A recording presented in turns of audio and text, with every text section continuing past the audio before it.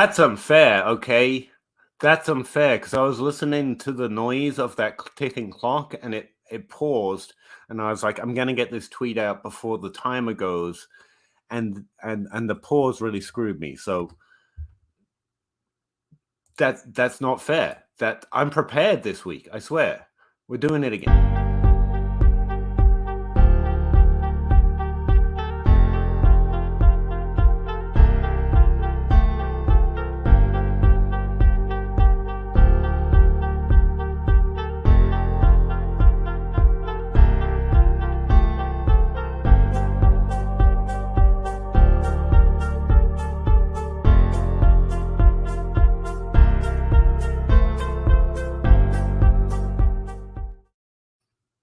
Oh, hello for the first time, Dynasty Grind audience. How you doing? Let me get that smoke out your face. I apologize for that.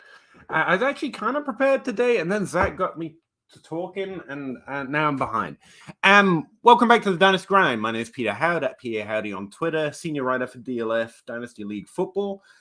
We talk about Dynasty for about 3 hours, or as long as we can take it, every Wednesday at 9:30, answering any and all Dynasty questions you may have. Please drop them in the comment box, whether the streaming platform you're watching us on. This is almost getting to be an actual introduction. I almost know what to say at this point. So what was I going to point out?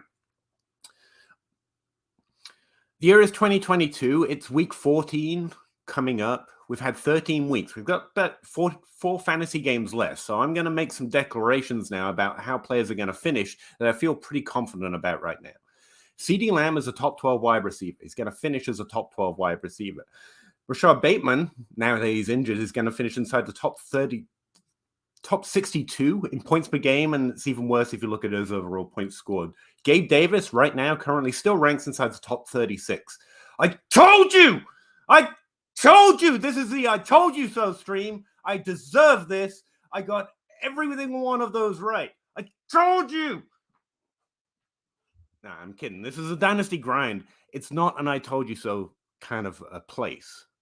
I did say all those things, but none of them really describe what I was hoping for or what I expected. Gabe Davis has been an individual week winner for anyone that rostered him at least 3 separate times. Like literally just having Gabe Davis won you that week 3 separate times. Top 36 really doesn't describe what he's done this season. And it would be unfair to say that you were wrong to like him this offseason, right? The internet rewards false confidence pretty much in everything, and especially in fantasy football. The people that make the money, people that get the jobs, the people we all listen to and really enjoy their content have to have confidence, or it's really hard to listen to them or think you're going to improve your team. But for you playing in a league, false confidence is only going to make you more wrong more often and make you more confused about why your team's not improving year over year. So if I'm going to sit here and say, I got those 3 right, I knew exactly what was going to happen, it ignores the fact that by week 3, I was feeling really good about CeeDee Lamb. By week 6, I was really worried. By week 9, I was just done. I thought I'd gotten it wrong. And now by week 14, I've got it right. No, I didn't. Similar pattern with Gabe Davis. Rashad Bateman had 2 great games where he was really too efficient and then regressed and then got injured. Do we really know what he was going to do this year? Not really. But my definitions are accurate, and we can be fairly confident that players are going to hit those definitions. Arguing about what defines or what definition we should use at this point, I think, is missing the point. We have definitions we can track and can predict at an above average rate, better than ADP, better than the market.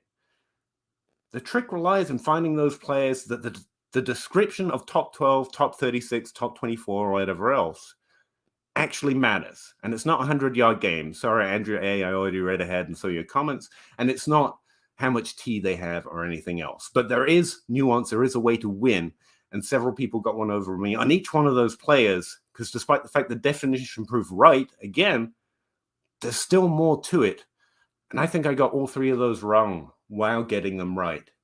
That's what stream this is. I've got friends who don't let me forget when I'm wrong and regularly kick my ass in Dynasty to talk with me every week to remind myself that I'm not great and I don't know everything, and I definitely don't deserve confidence, let alone fake confidence. So let's do that. Let's go talk to Zach Reed from the Dynasty Dummies podcast and Russ Fisher from the Dynasty Trade Addicts podcast to tell me what else I got wrong. I hope that was fun. I thought that'd be a fun introduction. I thought maybe I'll play it up a little bit this week. No? All right.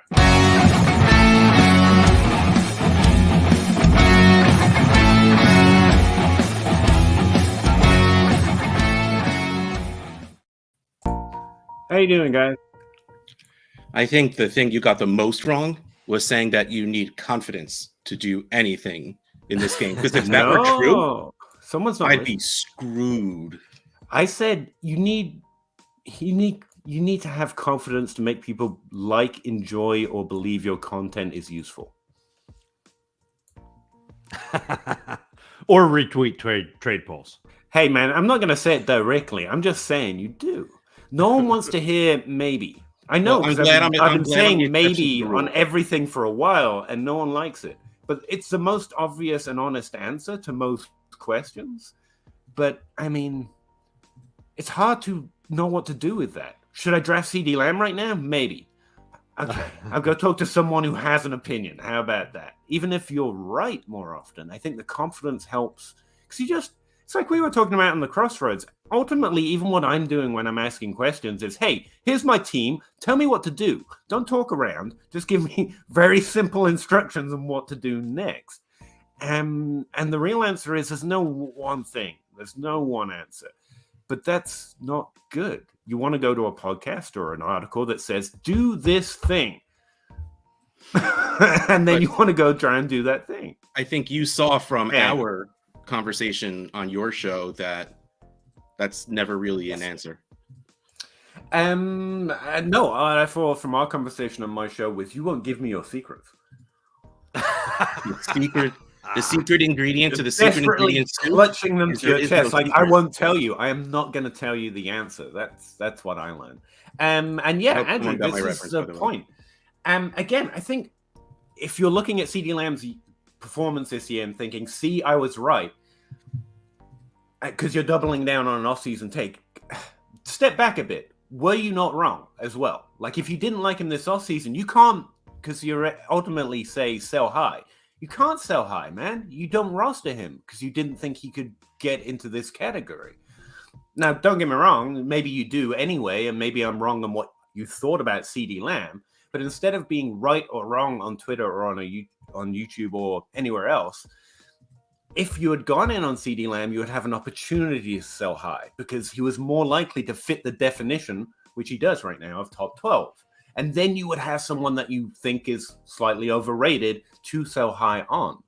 Now, CD Lamb's actually a bad example because his ADP actually rose pretty significantly in the offseason. But Bateman and Gabe Davis offer counterpoints to that. Gabe Davis's ADP rose a lot in redraft, not in Dynasty. Bateman's ADP rose significantly in Dynasty, and I'm not sure why he didn't redraft. But if you went in on them, now you have a player who you can't sell high on, even if you're low on. So it's not getting it right or wrong. It's trying to track an accurate definition, and then you can make sell high or buy low, being in the right position to do those moves. Because all that really matters isn't if I'm right on a stream or wrong on a stream. It's if I get to do something that improves my team.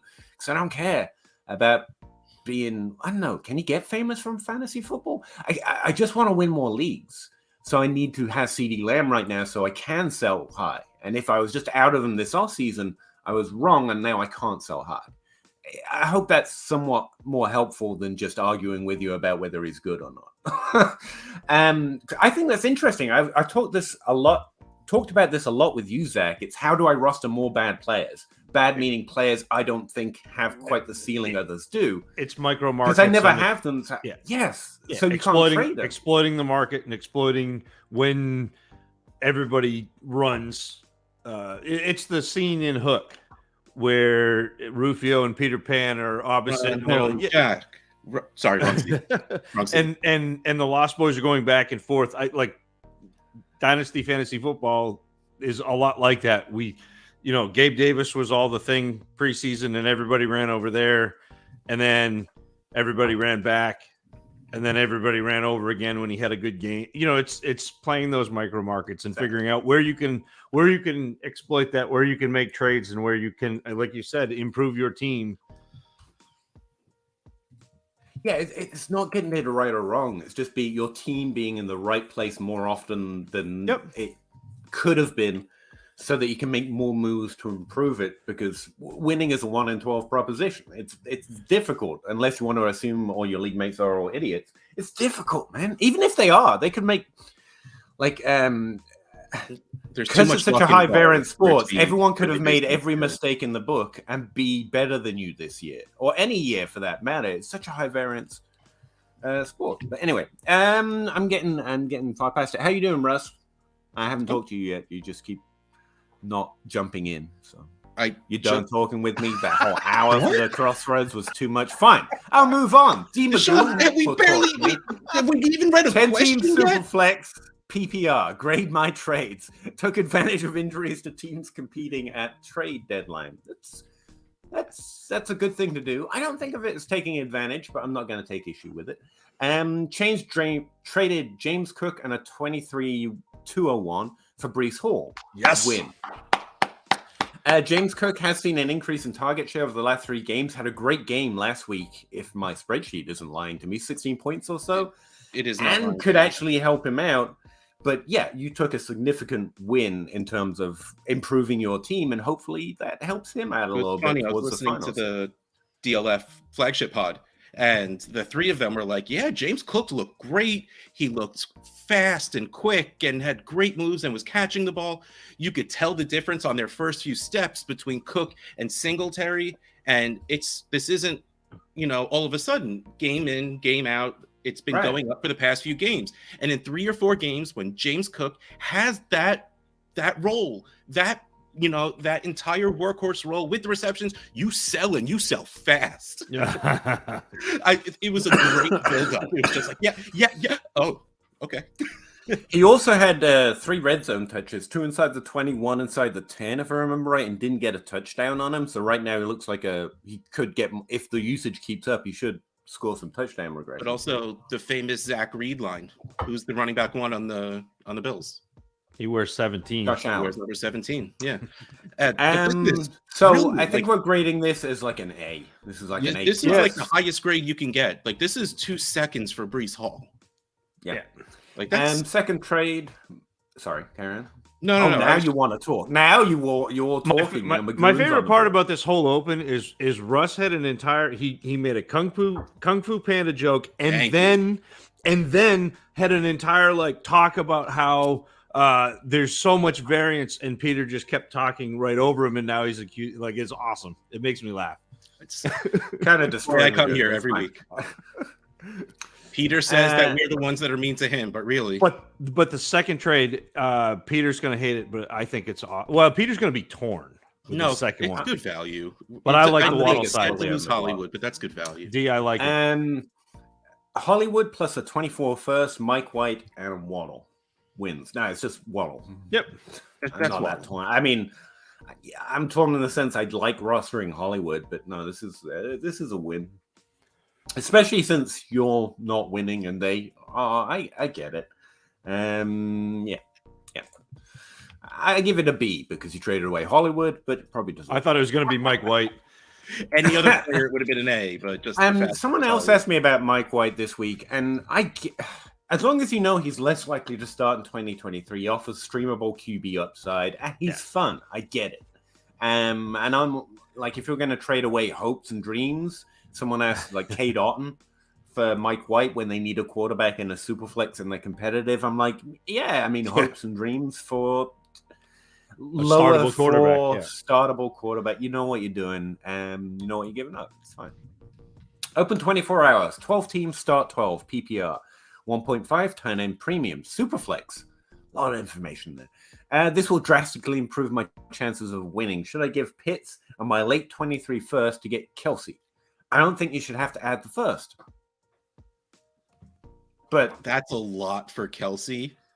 That being said, I probably still do it. Maybe try and get a second back, but it's Kelsey. He's the positional advantage and will be for the next 3 years.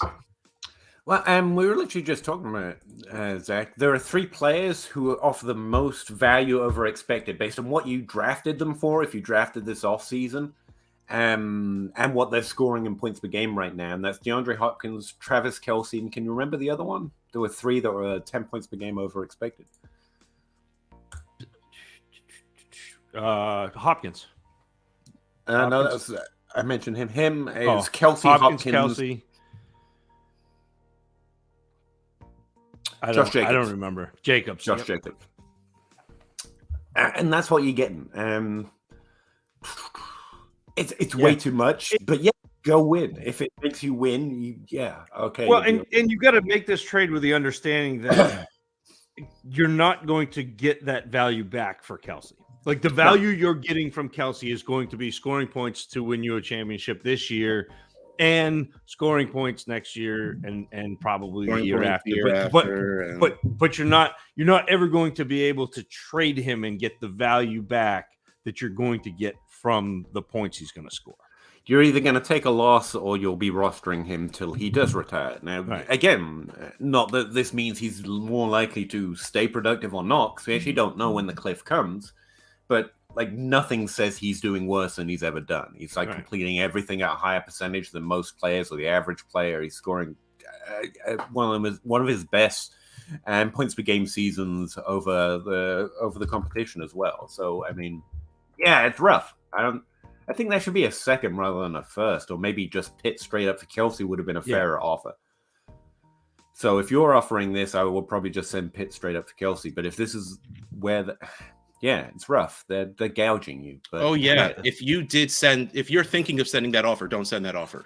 Yeah. If that was sent to you, counter with getting something back, but I wouldn't be afraid to send those pieces away. I like that last little in parentheses, so we didn't hear it, but this is from a team that he's competing with. So, like, not only do you add Kelce, make your team better, but you make them worse. Yeah. That's kind of fun. That's an interesting move. That makes me wonder what that person's going to do with Pitts in the first after you give it to them. Yeah, that's a good. Go trade for Cooper Kupp, I assume. Or Rashad Bateman. Graphic 13. Evening, gentlemen. No gentleman ran here, but appreciate you. 12 team Superflex PPR. Give Malik Willis, John Michie. Hey, I remember that guy. And a 24-second. Got Trey Lance. Sorry, that's Gave those things. Got Trey Lance. Where the quarterbacks are Mahomes, Herbert. Thanks. Keep up the good work. Yeah, that's a win. I mean, I'm not really on the go acquire Lance bandwagon, but at that price, yeah, absolutely. Yep. I mean, Willis is the same player on a team that didn't trade up in the first round to get him, basically, and Michie and. We don't know that he's the same. Like that's the thing. Well, that's what I mean. He's a lower grade. Like he hasn't done as much, and we don't know if he'll get the job. And I was less impressed with Malik Willis as a thrower than I was with Lance, and I wasn't really impressed with Lance either. But like Willis was. All like the big idea of Willis is, hey, you can design him some runs and he can throw to the outside deep against zones, and that was like where he succeeded.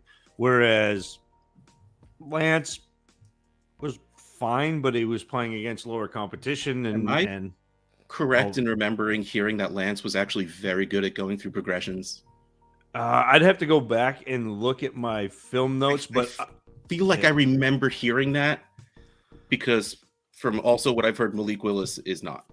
No. But really good at running though.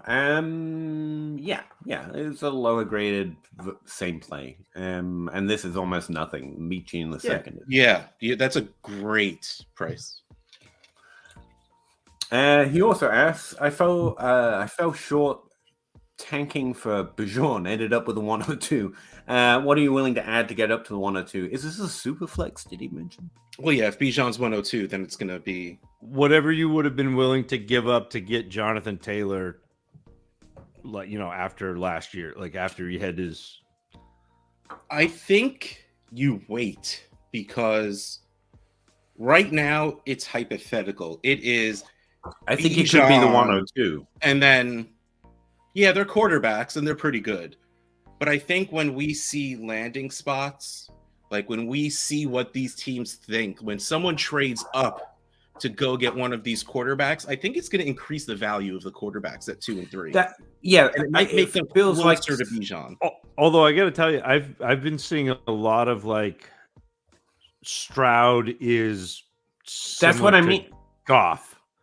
It takes. So oh, really? You're playing. Well, and again, I haven't watched them, so I cannot vouch for this, but that was coming across my timeline by people that do scout. That you trust. What I've heard is mostly Travis May. That's why I watch about my how own good film. these quarterbacks are. Fair. I don't know. It seems like quarterback hype takes a second to get off the ground in Dynasty versus running back. And so I think a quarterback could be the 101 this year in Superflex still. And so that's, I'm on I'd wait. But if you're getting the quarterback, I don't know I want to move up. Do you? I haven't done my rookie evaluation, but just straight up as process, it's like, someone's going to let the quarterback fall to me at the one.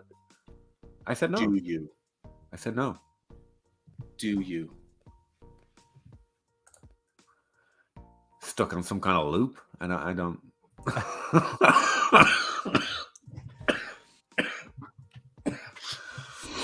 Okay. Devon, 12-team Superflex. Did we give him an answer? No, it's like a 24 first, probably, and it's just too much. Devon, it's a lot. Devon's there. How you doing? 12-team Superflex, start 9. Half-point PPR. Failed contender, liquidating for picks before the deadline. Give Daniel Jones, Hollywood, get the 107 this year, an early second in 24, and a 23 third. No. Don't. So here's my Devin.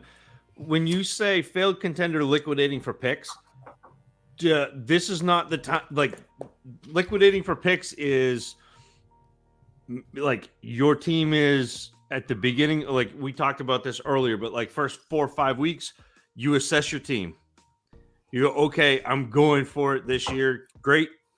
Or I'm not. If your team is a failed contender now, and it's because you had Cooper Kupp, and it's because you had, whoever it is that got injured, your team is still a contender next year. Don't liquidate 4 picks, and especially like the 107 is fine, but you're giving up a quarterback and Hollywood Brown in a super flex. Yeah, this is a problem with trying to win, where the time you're a failed contender, the prices to liquidate for this year's draft are too much. This is what I think everyone thinks they can do. I'll just sell for picks when later, and then they learn that all the prices are way too high. And I actually don't hate this. I don't think it's as far off as you seem to do. Like Daniel Jones, I don't have much hope for in the future. Hollywood, I think, is worth a first, but there's already a first in here. And so I don't think it's as far off for me, but you move to 24, get liquidate for picks from 2024. The 2023 price just seems too much for you. Like if that was a mid 23 second instead of 24, would you feel that different about it, Zach? Or are you just out of the idea of the 107 in a second? I mean, I don't know. It just seems like this is not the time to be, and if you are liquidating, then go after some, something that gets your team further ahead than that, than seconds, a second, a third, and the 107, which, I mean, yes, the 107 is fine, but you got Hollywood Brown, who you're hoping the 107 becomes Hollywood Brown, and then you just gave up Daniel Jones for a second and a third. Yeah, I was about to say, see what else you can add to Daniel Jones to just get the 107. Yeah. Because chances are you can't get the 107 for Daniel Jones right now, even though I think he's going to start. I think he's going to start in New York Giants next year. Love him. Like, I think he will start in New York next year. They have to sign him because his contract's over, but I think he will sign there, and I think he will start. And whether he is real good in real life doesn't really matter because he's pretty good in fantasy. So, honestly, do you need to do this even if you're rebuilding? No. These guys will be good for a while. But you can't replace what you're giving away with what you're getting back if you get lucky and hit on all these picks. that's So not really, like, that's I not know. really the goal. Like I I know, we like to but make the easy comparison of, well, you're getting rid of Hollywood for this pick, and you're hoping it's going to be Hollywood, but it's never really a 1-for-1. Okay, it's never usually the 1-for-1 correlation. Right. Like, honestly, if you want to move if you can find Lamar Jackson owner or the Jimmy Garoppolo owner and like go move Daniel Jones to them so you can get a good price coming back, yeah, sure. But these are two players that can be on your team next year if you're still rebuilding. Right. let me ask you this. To go to your point that it's not a 1-for-1, if the 107s is, I was going to say T. Higgins, and that doesn't work because Russ is here. And Michael Pittman, nope, Zach is here. Chris Godwin, someone we all appreciate, someone Jerry we know is a Jeudy. good wide receiver. No, too low. CeeDee Doesn't Lamb. hasn't been in the top 12 multiple times. CeeDee Lamb If it's wasn't Chris 107. Godwin, if the 107 is Chris Godwin and you do this trade, you win. I Yes. think because Chris Yeah. Godwin, a good wide, like a high level hit, and 23 is a good class. So I mean, it's not like it's. No, it's not. I just wanted to point out, Devin, that it's not like you're insane. No. Like you can easily get That's- something good, but there's too much maybe in it for me. That's what I'm saying. But like we were talking about before, how before we started recording, how you are really liking Jackson Smith and Jigbo, but you think he's going to fall a little bit because he's more of a slot receiver than everyone thinks he is. So I mean, we're talking Bijan, 2 quarterbacks, Gibbs, Yeah. and then in those 3 picks is probably going to be Addison, because right now people are saying Addison is their wide receiver 1. So probably 2 wide receivers and either a 3rd running back or another quarterback. Yeah, like you may see Quentin Johnson up there. You may see Charbonnet up there. You may like the RB3, hard to tell. Yeah. wide receiver 2, QB3. I mean, that's not bad to get for those 2 pieces. That's what I mean. Like, I suspect, having done no rookie evaluation yet, that there's going to be some wide receivers that could make this trade work. But I can't tell you again, like, it's throwing a dart and trying to hit a target. It's literally 3 months away, and you have to bullseye. Right. And then this trade works. And that's why I'm a little skeptical. Well, Not like it definitely work out. But also, But I'll that's throw why in we're that's hesitant. assuming he's drafting that pick. That's why I try and stick to value, because if it were me, chances are I'm moving those picks for something. All right. So value-wise, I think it's decent value. Do you have to do it? No. Should you do it?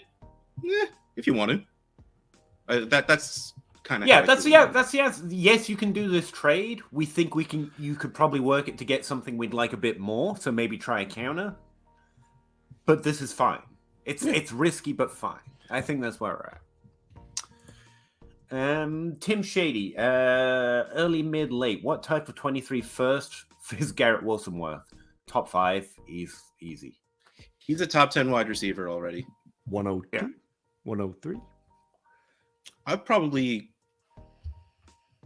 maybe Garrett 104. Wilson, Smith and have you finished watching Smith and Jigbo? Like, No, I haven't. I have not. Okay, but like, with best guess for what you've seen in Jigbo or Smith and Jigbo or Garrett. I don't know yet, Russ. I've still got like 6 games. Yes, when I asked if you finished. Yeah, I've got like 6 games that I need to watch of JSN before I'm really willing to. I've only got like 4 games, and it's tough because his early games he didn't really play as a freshman.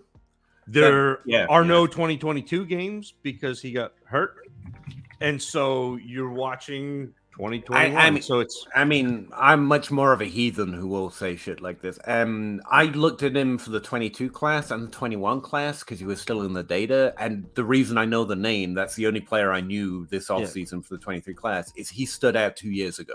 Yeah. I think I will like his profile easily and Wilson's profile is messed up by Olave and so like that's not a fair comparison.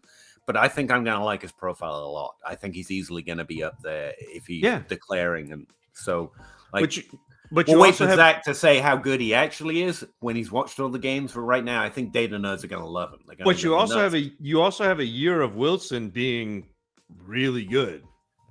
Yeah, games with Zach Wilson accepted. Like if not talking Zach Wilson down. I'm saying like profile to profile, nerds are going to look at his profile and be like, that's a top 3 receiver already. Yeah, and he's probably a little bit higher. When I get through evaluating, he will probably have a higher score than Wilson did. But now again, it's not apples to apples because you've seen Wilson do it.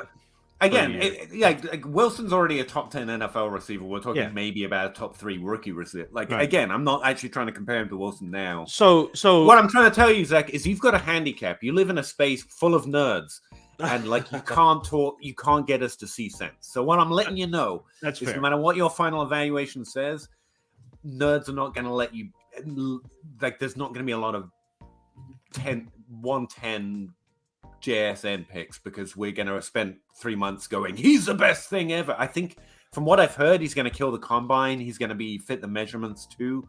So even that crowd isn't going to help you out. And again, assuming he does do the combine, because again, he's got a hamstring injury that he basically said, I'm not coming back to play in the bowl games because my doctors have said I'm not going to be back.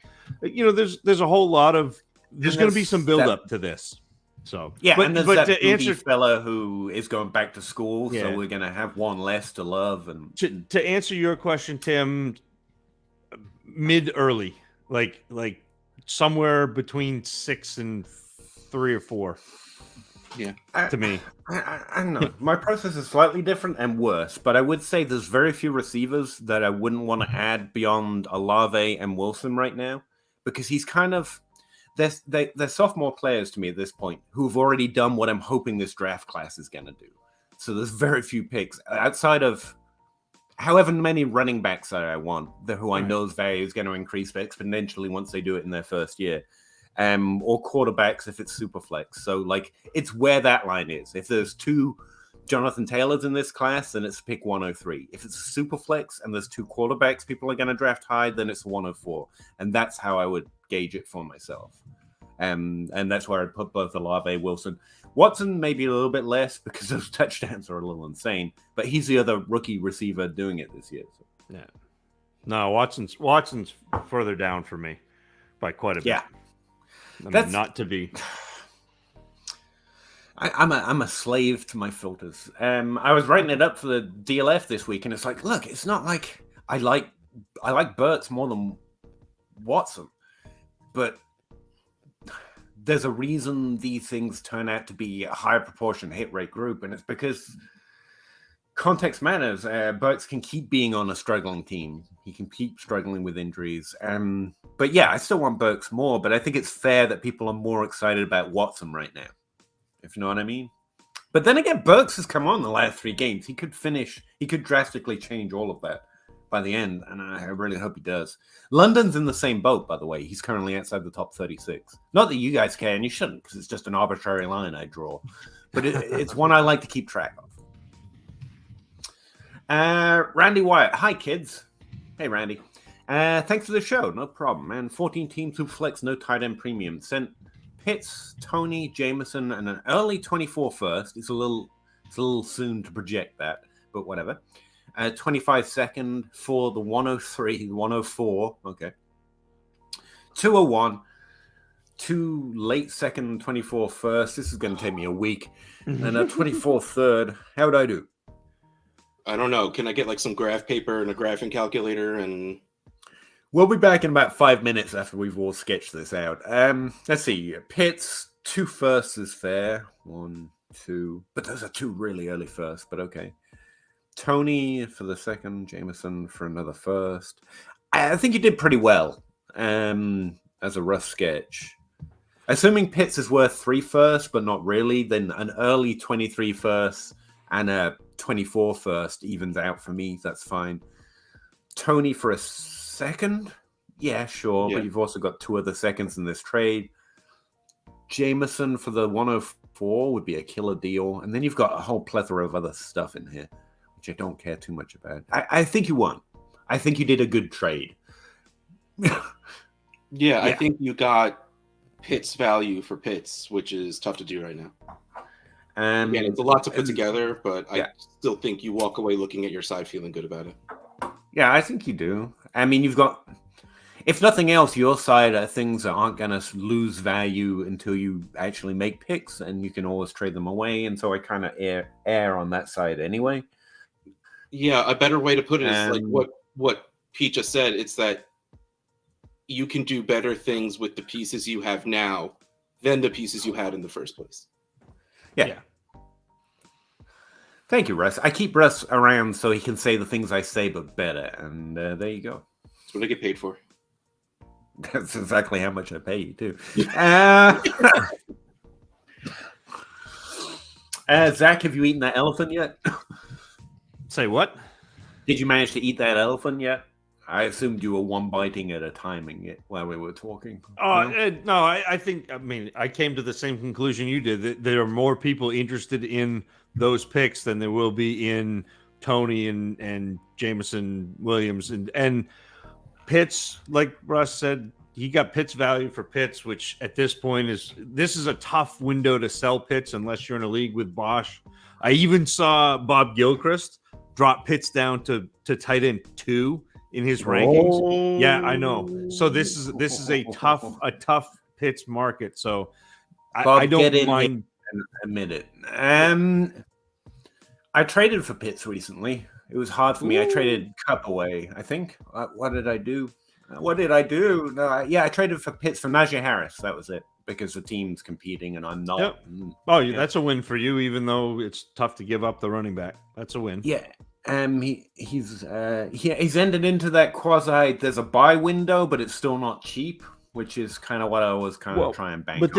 But Peter, this is another one of those the micro market and buying play. Like, I don't necessarily want to roster Kyle Pitts to play Kyle Pitts. I'm still not sold on Kyle Pitts as Kyle Pitts, greater than Travis Kelce, greatest tight end prospect in the history. Like, I'm not sold on that because I heard that about Evan Ingram, and I heard that about Noah Fant, and I heard that about Eric Ebron. Kids, if you your mom and dad may tell you stories about Eric Ebron, I'm here to tell you they were true. He got pushed way up. So, like, I like Kyle Pitts, and if I have Kyle Pitts on my roster, that's fine. But invariably, there's somebody who likes him more than I do in my league, and so. And I will admit, as much as I want to troll John Bosch and Bob Gilchrist, I am Kentucky in the Civil War on Pitts. I am straddling that fence because I think he did more than Evan Ingram in his first year. I think it's probably going to be better as soon as he can catch more than one touchdown. But there is always an Evan Ingram avenue of failure. And so I'm just straddling, like, he could just be this value asset that Zach's talking about. But I think he's done pretty well. He's done better I'm not than saying most he of the can't be good. I'm saying that Exactly. Can I say that just to troll? I will troll Bosch and Gilchrist and be like, no, he is not going to. He is bad. Kyle Pitts is not talented. This is more athletic. The Twitter you know thing. What? Like that's he's not very good looking either. I will tell YouTube and Twitch, to be clear, I am in the exact same place as Bob and as John. Like, I think it's probably true that he's going to do it. But just so you know, if you ever look at my Twitter, like, I say the exact opposite. Because it's much more fun to make them upset. But yeah, they're going to do it this year. Apparently, there's a tight end in the draft that's going to be the new Kyle Pitts. So that'll be fun. Randy Wyatt. Notre Dame tight ends. I really don't know. I really don't know. It felt like a thing to say at the moment. I know more about their IDs than their stats at this point. Randy Wyatt, what do you think my chances are this year? Good, Randy. I like you. I'd vote for you. 14-team Superflex PPR, no tight end premium. Start 8. Hurts, Herbert, Jamal Williams.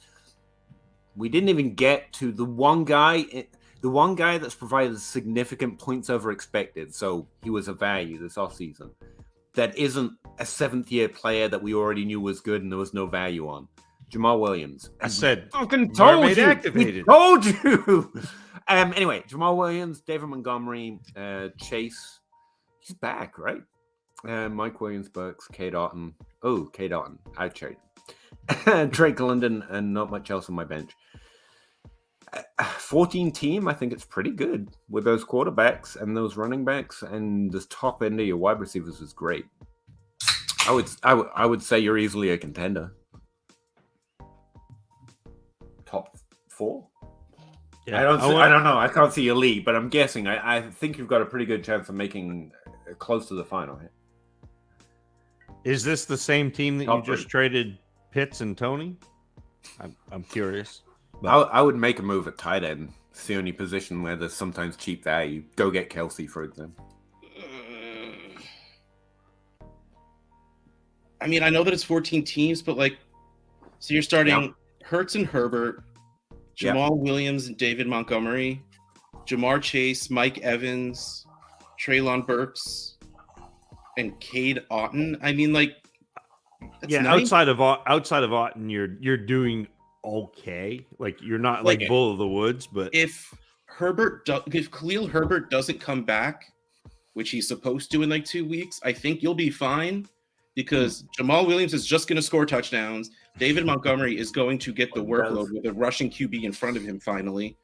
And your wide receivers are good. Yeah, if you can just move up from Otton to even Gerald Everett, just a little something that's more dependable than Cade Otton. Yeah, it's I have to feel in 14 teams, that's a very good lineup with a better tight end. Yeah, in week 14, I would say this is a tentative contender, and I would be more interested in value. I don't want to give up points. I want to make a move at tight end, but without seeing your league, I'm going to say maybe try to add value more than try to sell out for points, because I know you got 7 strong starters there in a 14-team league. That seems hot to me. And then adding Drake London, what he'll probably do next year, is nice. Yeah. If this is the same team, Randy, that you just made that trade to acquire 2 24 firsts, I would be looking at those 24 firsts as my ammo to go bolster this team if I think I'm a contender. Yeah, absolutely. Yeah. And seriously, first up, Kelsey, not just because he's old and maybe you get a value, but he's the one I can point to that provides you a significant advantage every week that I don't have fear for. Even a running back, there's injury. At wide receiver, they can be very variable through the 3 games that matter in your league, right? Whereas Kelsey, if he doesn't hit in one of those games, I'm surprised. Whereas if we go and tell you to trade for Amon-Ra St. Brown and he has a down week in week 15, I'm like, yeah, that's what wide receivers do. So, yeah, this is another reason I like tight end, a little more consistent. But yeah, those are thoughts. I hope they helped. Stickman87, 10-team Superflex start 9. Half-point PPR. He's in second, which means nothing at this point, all right? But I've been streaming running back 2 all season. You can do that. That's why top 24 running backs suck. But anyway, trying to put it away. Just gave a mid-23 first and a 23 second for Josh. I like it. Yeah, I'll say this is a move that I've been making the last 3 or 4 weeks. Although I haven't got Jacobs, but similar players. Yeah, it's been again. It's what we were just talking about with Randy, but you're much more certain to be you're not as tentative. So I don't mind throwing it to win in that. Yeah. If Josh Jacobs didn't have a really rough schedule going forward, he would be probably the most traded for player right now, and that would still be the price, and that would be buying championships. But it feels a little weirder doing it just because that schedule is scary. Is there a running back right now whose schedule isn't scary? I mean, Najee Harris, maybe? Derrick Henry has the best running back schedule going forward. And it's Derrick freaking Henry in December. I'm so excited because I have several teams that are either first, second, or third that have Henry. All of those teams, and I'm excited. Yep. My Scott Fishbowl has Derrick Henry, but they scored 62 points last week, and I am now out officially. Hey, you made it. Sorry. I was out last week, if it helps. I didn't make the playoffs. Send this off to the Derrick Henry guy. If he's not competitive, Derrick Henry's old, and so he's not going to be good, and he doesn't catch passes. I mean, this offer is fair for both, and I would take either of them for this Yeah, price. it's a good. That's actually a good price for like a real price to sell Jacobs for, and it's not like one of those 2 early seconds that people still want to give. And now one of your streamer running back too is your flex, and you're. I would really consider excited. sending less for Najee Harris if you can't get either. Like, Well, he already got 24 Jacobs. first for Harris. Najee Harris. Okay, missing something. Moving on. Yeah, okay, forget it. What are we giving up for Watson on top of Watson for Hurts? First, 23 first. Yeah. How was Watson, by the way? I was going to ask. I didn't watch. Was he any good? I heard he struggled, and the offensive line were like letting people tackle him. But I mean, the game points were fine, I guess. it was not good. Oh, okay. It was the rust you should have expected. It was the you should have sold before you stepped foot on the field. But it doesn't matter because the season will end and his value will go back up. But still, it was what I think a couple of people were afraid of. It was the bad risk, like if you held on to him. It was. I mean, yeah, they won, but they played Houston. It was not. He was 12 of 22 for 131 yards and an interception. And he would. I tell you, wins, if people were running 6-yard outs instead of like 9-yard outs, he would have been fantastic. Yeah, he understood so many feet. That's all they have to do. Bring the A dot down a bit. Yeah, it's bad. And if you can Like, get dude, Jarvis Landry isn't in for Cleveland Watson on anymore. the first, I would do that. He's in New Orleans. Alex, in a tight end premium, start 2 tight ends. Wow. Any tight end 2-3 level players you'd look to target before our deadline. What you should do is quit that league and join a league that doesn't make you start 2 tight ends. Like, I firmly believe you play whatever makes you happy. I do not league shame. You want to play 8-team league where you only start 4 players, more power to you. Except for 2 tight ends. That's wrong. You don't play it. It's just bad. No, you shouldn't. It's wrong. But to answer your question, no, there is no one. There, like, at that point, who's going to catch 1 yard, one pass for 1 yard and a touchdown? Go get I think you mean tight ends I target right now based on where the value is and what I expect. George Kittle, and I'm saying him first to make Zach happy. Pat Freiermuth, I think both of them trade at really good value for what I think they're at. I think he's looking for way lower. Right. I don't think you should be. I'd like to take advantage of this position. I would throw value at it. I want lots of value here. But also Greg DeLuch, Cole Kmet before you go on. Yes, those are the TE2 people you should be going after, especially with Mooney out. I mean, it's a little rough that Kmet has a bye this week, but but that may make him acquirable. That might help you. Yeah, if you could survive this week and not worry about it, going after Kmet right now is a very good idea. Greg Dulcich is probably not realizing how decent he's doing because he's on the Broncos and everyone just wants to make fun of them. But he's doing pretty well. If you are looking deep, like you're not interested in that kind of play, Hunter Henry is kind of my go-to. Mike Gesicki, Daniel Bellinger's I've been doing for those two for a while. For Evan Ingram. Yeah, I was just looking at that name. Daniel Bellinger's back. I'd go get him. Tyler Conklin. Jelani Woods. Conklin is the real sleeper there this year with targets. He's seeing over 5 targets a game, which again, if you got tight end premium, like that's a lot. Like that's really what you're looking at is go look at targets and go look at the tight ends that are seeing targets and the guys up at the top of that are the players you want. Got it. Otherwise, you're just going for touchdowns. The guy no one wants, no one will ever want, and no one will ever want again, but might fit if you're going if by tight end 3 you mean top 36 tight ends, the level we're talking, Austin Hooper. Yeah, it's not the worst thing in the world. Nasty, but he's startable in that format, I would guess, and definitely no one wants him. Has to be at some But point. that's You have to start 2 tight deep. ends. It's really deep. But yeah. Drew Branley. Nice.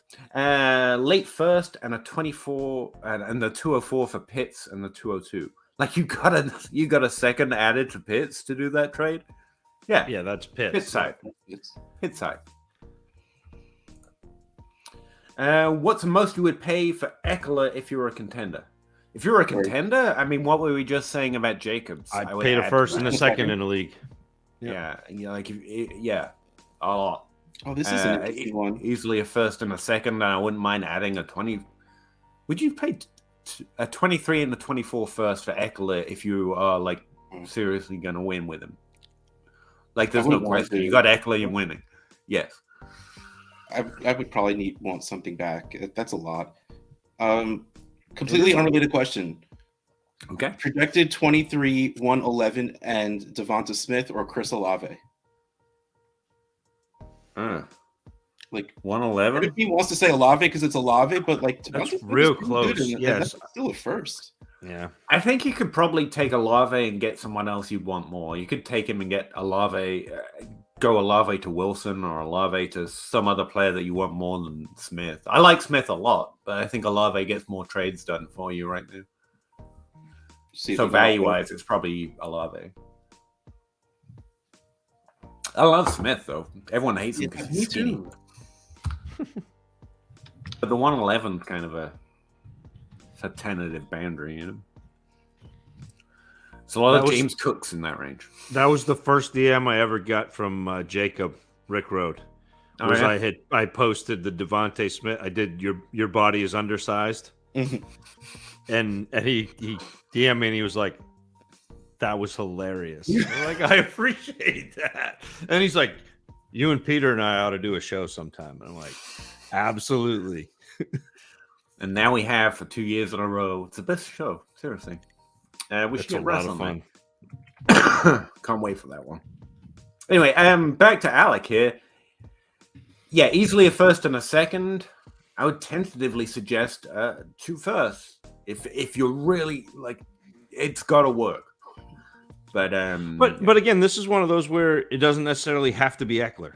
So if you throw a first and a second, and the Eckler owner says no, go look at Henry. Go to Harris. Go look at Henry. Yeah. There's a Henry, whole Jacob. bunch of different options to go. It is a good year to try and buy a win. So I like the energy. You're looking at it the right way. If you can't, a first and a second, and if you can't get Eckler, try Jacobs, try Henry. That's what I'd say. Open 24 hours, 12-team PPR Superflex start 10. Contender. Give a 23 second plus a 24 second. Get James Cook. I mean, I don't mind giving seconds to get James Cook. I really don't. I don't think what you saw this week is what you are going to see out of James Cook, like going forward in perpetuity. That said, he's okay. Like he's a pretty good RB3 on your team. I think there are better options. You don't want to give up both of those seconds. Like I would give up one of them. Yeah, but people just paid a first for him. That was the wrong thing to do. I mean, I totally agree with you, but that's all I got. Yeah. Like they shouldn't have. But they just paid a first for him, and they saw the taste of what that first could be this past week. So, like, I think that's why I think he's the wrong target. And that's fair. Yeah. AJ Dillon, Samaje Perine, Rashad White. You could get maybe 1 second. And I think they're better targets with a similar range of outcomes over the next few weeks. In fact, I'd say Rashad White has a better range of outcomes over the following week. You're not getting Rashad White for a second. No, 2 seconds. Not. No. Yeah, I don't think you're getting Rashad White. Well, then that's fine. But like, I would try those guys first. I think yes. Player-wise, I would prefer Rashad White over James Cook at this point. How about Cordero Patterson? We get him for a single second. I mean, That's he's got him. Oh, okay. But yeah, you can get CPAT for a single second. Yeah.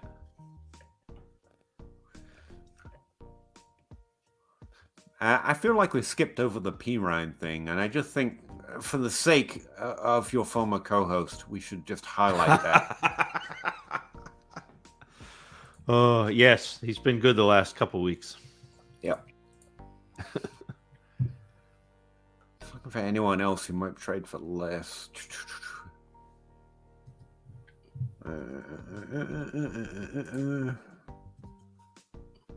I mean, Pacheco, probably get him for in and around or less than that. Probably as startable.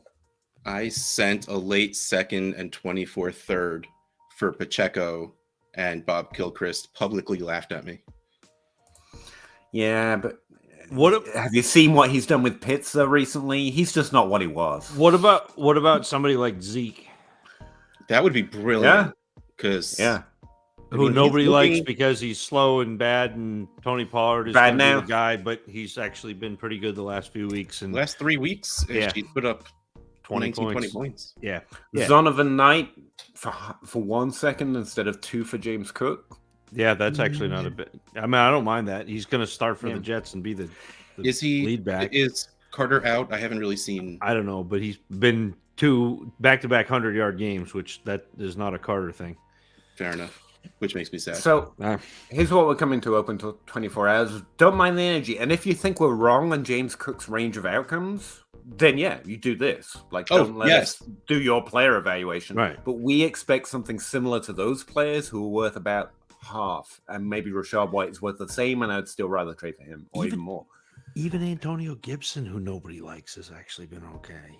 He has What been. the hell happened to James Robinson? But anyway, I mean, he was shot, Peter. Brian Robinson. that was Brian Robinson. Oh, Brian Robinson. James Robinson got He went to the Jets. the witches were. Yeah. I feel like this is a rare moment we should highlight where I'm not the one who missed. I did. I was wrong. Like, for once, it's not me. I wrong. enjoy this. But yeah, that's where we're at. If you think we're wrong on James Cooks, yeah, this is fine. But we would probably try one of those other guys. Alec, 1 QB, tight end premium, 1.5 tight end premium. Andrews and Bell No. for a 23 first, and No. second, and Waller and White and Monty. No. As soon as you said Andrews and 1.5 point tight end premium, no. Hang on to Andrews. Yeah, if there was a 23 first and everything else was one piece, I would maybe consider it depending on what that one piece is. But like Positional That's advantage. a lot. Positional advantage. And I Yeah, know that no, he's I get been it, but- this year, but he is a positional advantage. Yeah, I know, but Can I ask something about tape watching Mhm. and someone like David Bell? He's getting a lot of routes. He's on the field. Can you ever watch tape enough to try to figure out what's going maybe wrong, or whether anything is going maybe wrong? Can you see them struggling or not without more volume or more targets? I would have to specifically go watch a bunch of games of David Bell, which I honestly do not watch a ton of NFL film in the season, and when I do, it's going to look at specific players like this. So That's what I meant. I don't necessarily see, everybody. So yes, Peter, I could go back and look at David Bell and what's going on.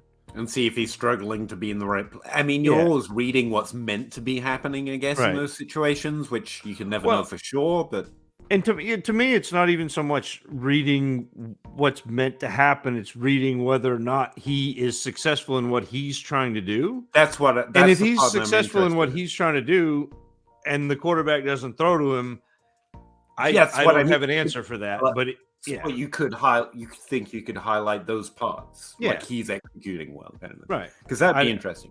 I'd have to go back, but yes.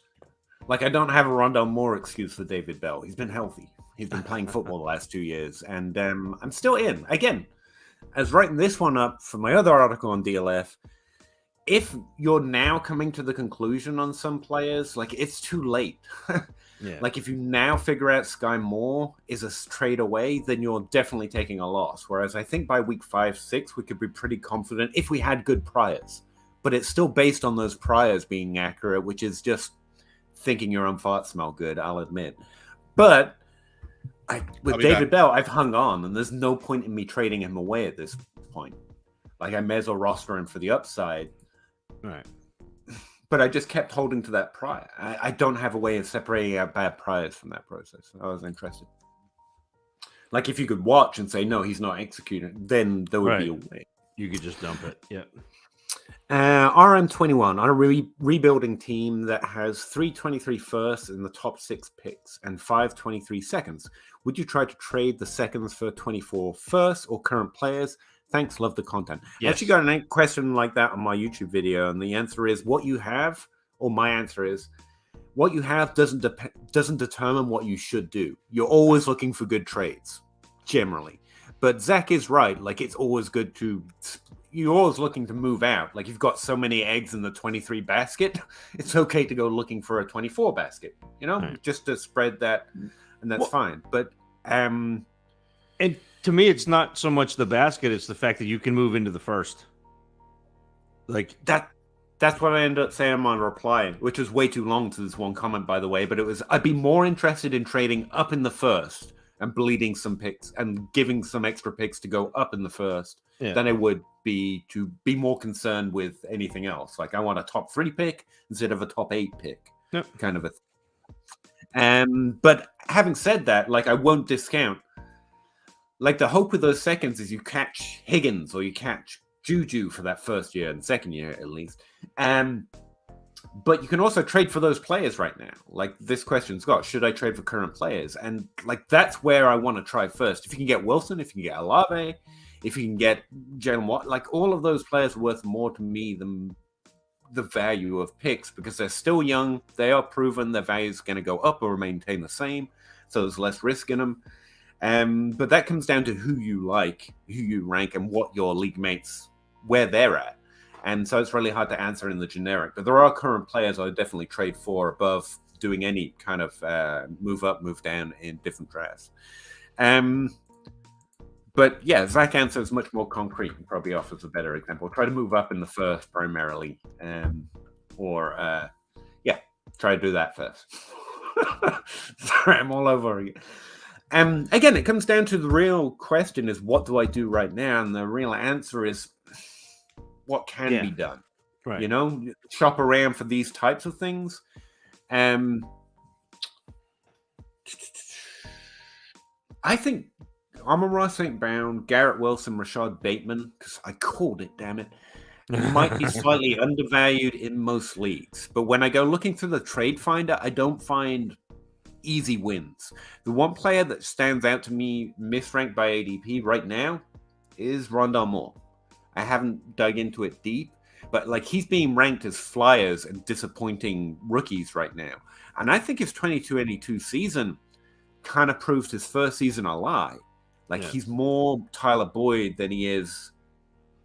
Well, but everyone's going to remember that everyone's going to remember that Greg Dortch had the 2 games that Moore should have had when he was injured. But I agree with you. I'd be looking at players like Treylon Burks, like Devontae Smith. I think those guys are undervalued. That type of player, you know, you mentioned Moore, and so that's what I would be doing is trying to get some of those. If you can package seconds together and get one of those players that I think is probably a little better than a second, great.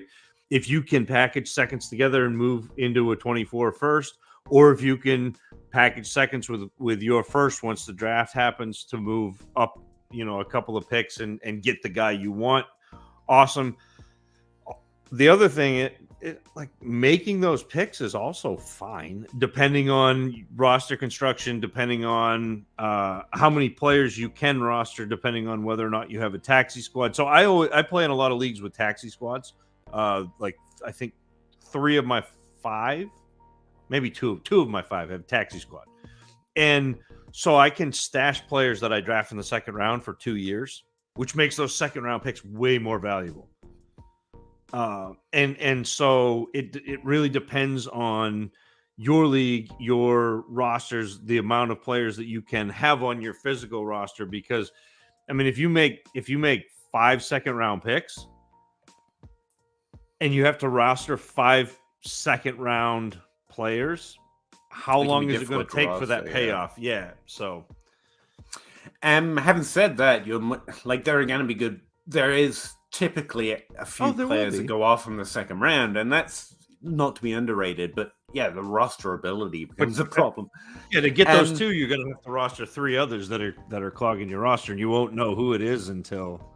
I was going to say, just hearing you talk, I found myself starting from the top and working backwards. I used to like go and find the undervalued players and just send offers on Rondon Moore and work up. Yeah. Whereas now I find, as a general rule, I will start at the top. Like my first trade offers go straight for Jalen Waddle, offer max for Jalen Waddle, and then if that in that league I can't get him, then like, all right, how about can I get Amon-Ra St. Brown? And then I'd work down to the undervalued players. See, I'm sniping. So what I do is I find the undervalued players that I like, that I think are going to be better than where they're at. And so it's not just that they're undervalued, it's that like they're undervalued and I think they're really good. And so that's kind of how I approach it. But I'm with you. Like, I'd rather have Jalen Waddle than any of those guys I mentioned. But I also don't think you're getting Jalen Waddle throwing a bunch of seconds. Well, it's because like Elijah Moore right now is his name I'd throw out, but I only tumbled down to him because, there's a multiple range of outcomes where, it's just Garrett Wilson. It's just Garrett Wilson there. And so I protect myself a little way. If I can trade for the top tier and give more value for it, like I protect myself from taking way too many flyers. And again, roster ability becomes effective. But okay. Recovering Ridley Truther, welcome back. Yo guys, 12-team Superflex, 1 PPR league, 2.5 tight end premium, which is steep. Yes, 2.5. Wow. Would you move T-Mac? Why don't I know who that is?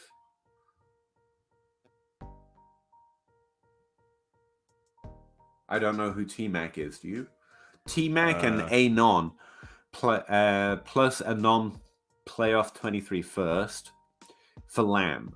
I think so. Who's T-Mac? I don't know, Peter. It's not coming to the top of my head. I rely on you to know that kind of thing, to be honest with you. It's Mac. It's not Mac Jones. It's not. This is where we need Terry McLaurin, but it's MC. It's well, thank you, Recovering Ridley Truther, for making me look like an idiot. I need that occasionally. Terry McLaurin plus a mid to late first for I would do that pretty easily. Yeah.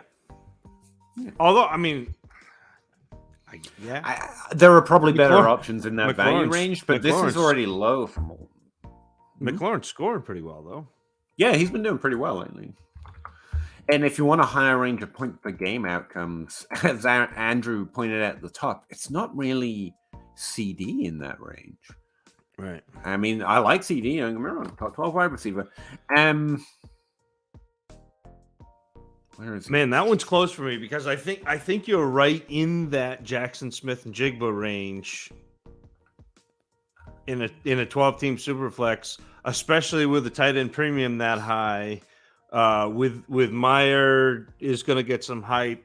You're going to have the 2 quarterbacks, the 2 running backs. So you're right in that Jackson Smith and Jigba range, and I might rather have JSN and McLaurin for Lamb. Yeah, I think you could get other players for this. I mean, this seems like a low offer. That's why I said yes. A first and Terry McLaurin for Lamb seems like a outright win. But you're looking for points per game, and I'm not sure Lamb's a play for that. Lamb's fine. He's not. I mean, could you get Debo?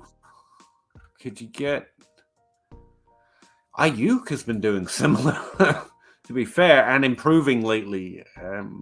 To your Terry McLaurin point. Yeah. Sorry, I'm just thinking out loud, which is never a thing I should do because my thoughts are mostly trash. But I don't know. I mean, McLaurin over the last 6 weeks has been a top 10. He's been a top 10 wide receiver. Of course, so is CD Lamb, but they've been like Lamb is like, I mean, Lamb's doing better than McLaurin, but Over the last 6 weeks, let's see. I think Lamb's outscoring him by what? Well, I guess that's quite a bit. It's 4 points a week, so that's. Yeah, CD Lamb's averaging 19.1 points per game over the last 6 weeks. Terry McLaurin is significantly about 13.7. Oh wait, 15.6. I would say I got him higher than that. Yep, it's like 4 points per game. Yep. But between the two, Garrett Wilson has been technically averaging slightly more than Terry McLaurin. He's way too much more. Christian Kirk, 16.9. Yeah. And he's probably less. If you want more than CD Lamb, Hopkins. No, if you're a contender and you're trying to get points per game advantage, like this trade is good, by the way. I would do this just generically for CD Lamb. But like if you're looking for points, I think Hopkins, right? He's got to come for Terry McLaurin or a single first. Oh, you'd be able to do less than. I mean, you could probably get Hopkins for a second plus at this point, depending on the team he's on. Yeah. So, yeah, I would decide. I mean, this is a fine mid-range trade, but if you want to go all the way to points, get Hopkins for less. But, it's your team. I think this trade's fine. Late 23 first and a 22 and the 202 for Pitts. We did this one. I think we did this one. We killed it. Like the Pitts one. Yep. Sorry, it takes us a while to get to everything. Alec, Lamb or Godwin, Sanders, a third and a fourth? Lamb. Mm-hmm. If we're going to sell high, let's get more than we could have 3 months ago, Yeah. Gavin, contender team, PPR 1 QB, start 9. Give Deontay, who I don't like trading right now, 23 first, and Zonovan for Godwin. Is that 2 picks or just one? That Godwin, the 204, the 206, the 308, somewhere. Oh no, it's the 204 to the. So it's 2 picks. So it's a mid-second and a late third plus Godwin for a late first and Deontay and Zonovan Knight. I want Deontay in the first.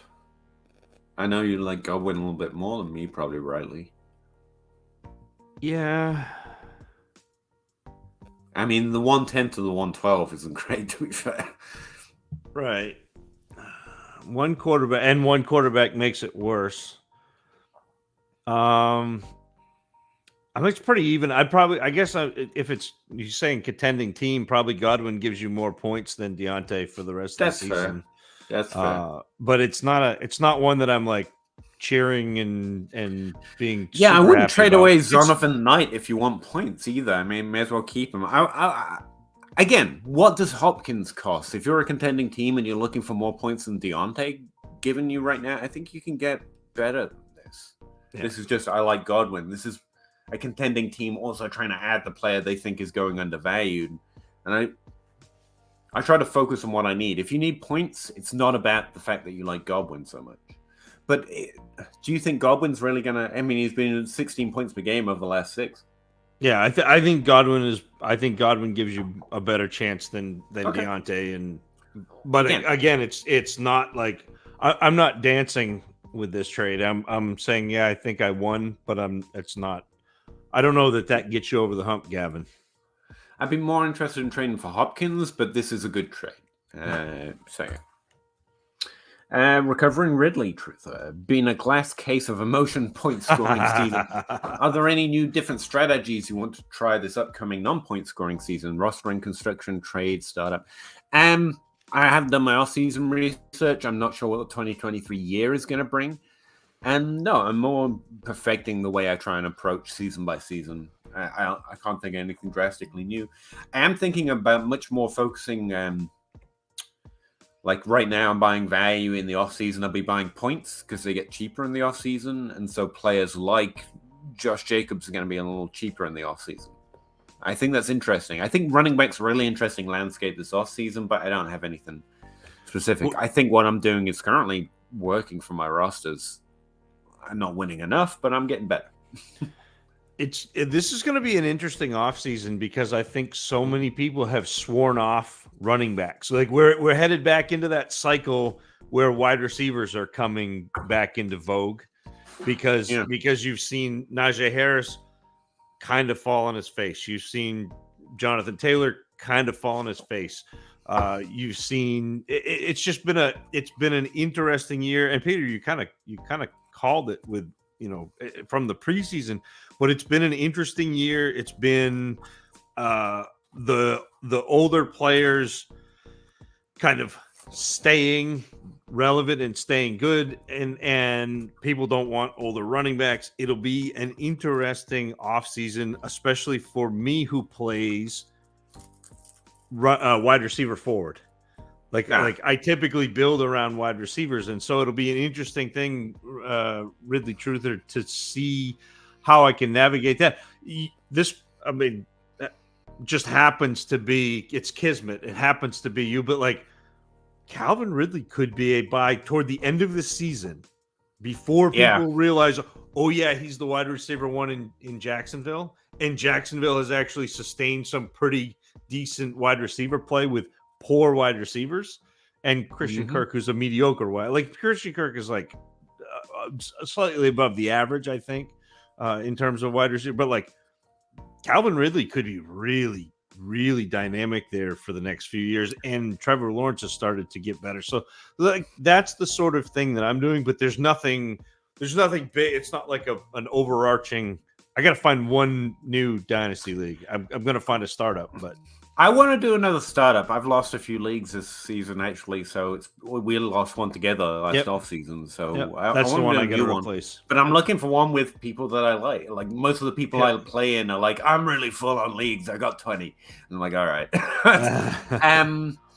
But again, this is like trying to answer a rookie question before I get there. I know we're interested in what's next, but like I try not to hurry myself. What I suspect is it's going to be a buy points off season. Ridley is an interesting one for that. I think Josh. But you got to do it. Jacobs off the top of my head. You got to do Ridley Harris before the off season though, because there's going to be a hype train. Yeah, you got to do it. You got to do it like now. You got to do it at the end of this season.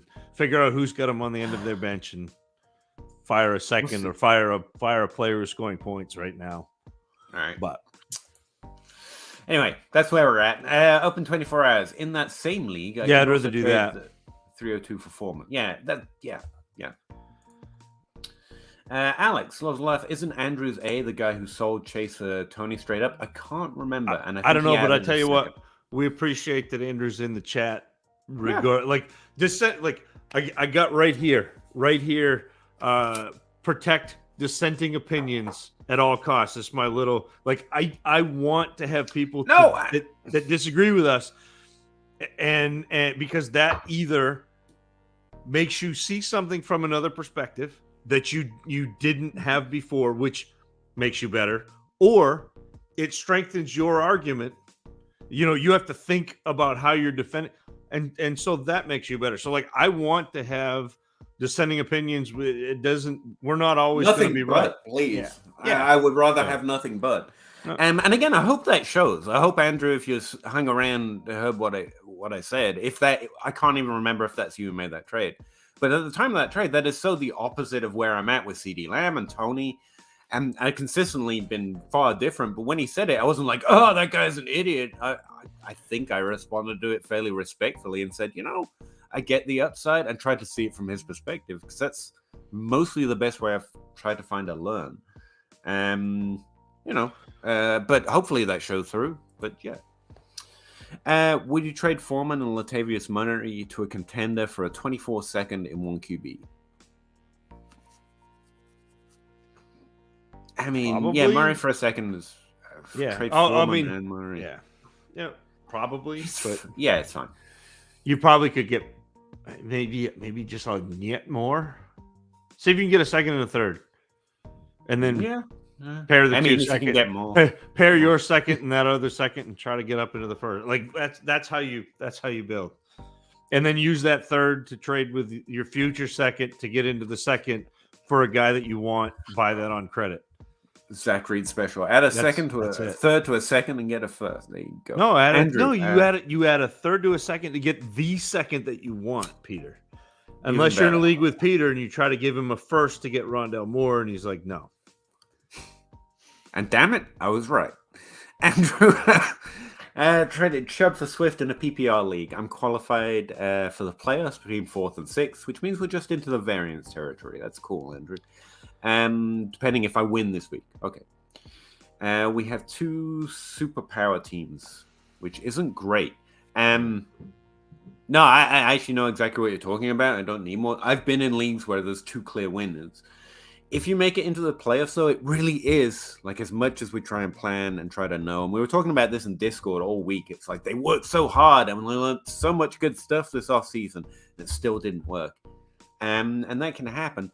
And so even though you've got super teams in your league, which can happen, it is just variance when you get into the playoffs. But in your situation, you should be trying to concentrate on value because you know that there are 2 super teams and you're borderline playoff capable.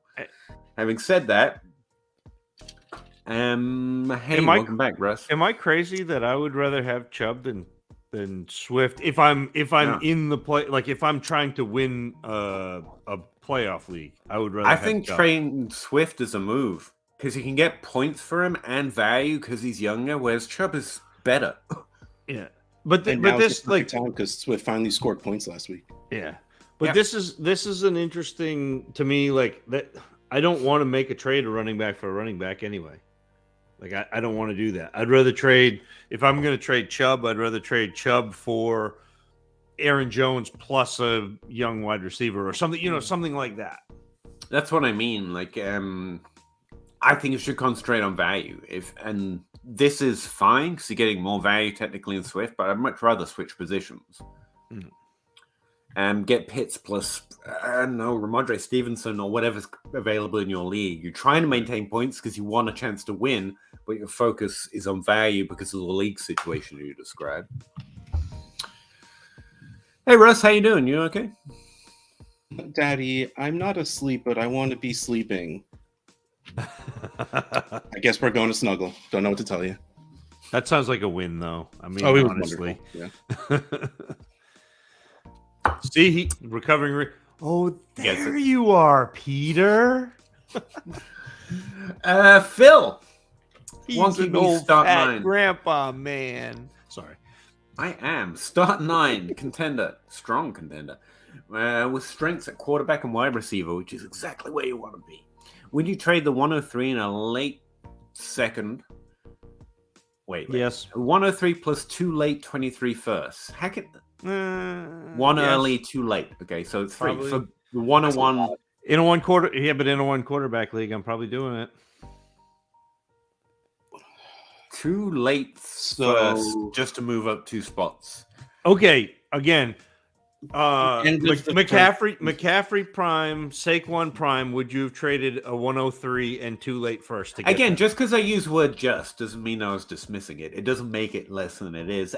Yeah, I think this is because that's like Bijan literally. Okay, so I know that we talked about this last week, but out of players I've graded, Saquon, CMC. And then in that next group is Dalvin Cook, Bijan, and Robinson, and there was one other. Oh, Jonathan Taylor is right underneath. So I thought to myself as you were talking, and it just like binged in my head. 1 quarterback equivalence picks in Superflex. The 103 is probably at best the 105.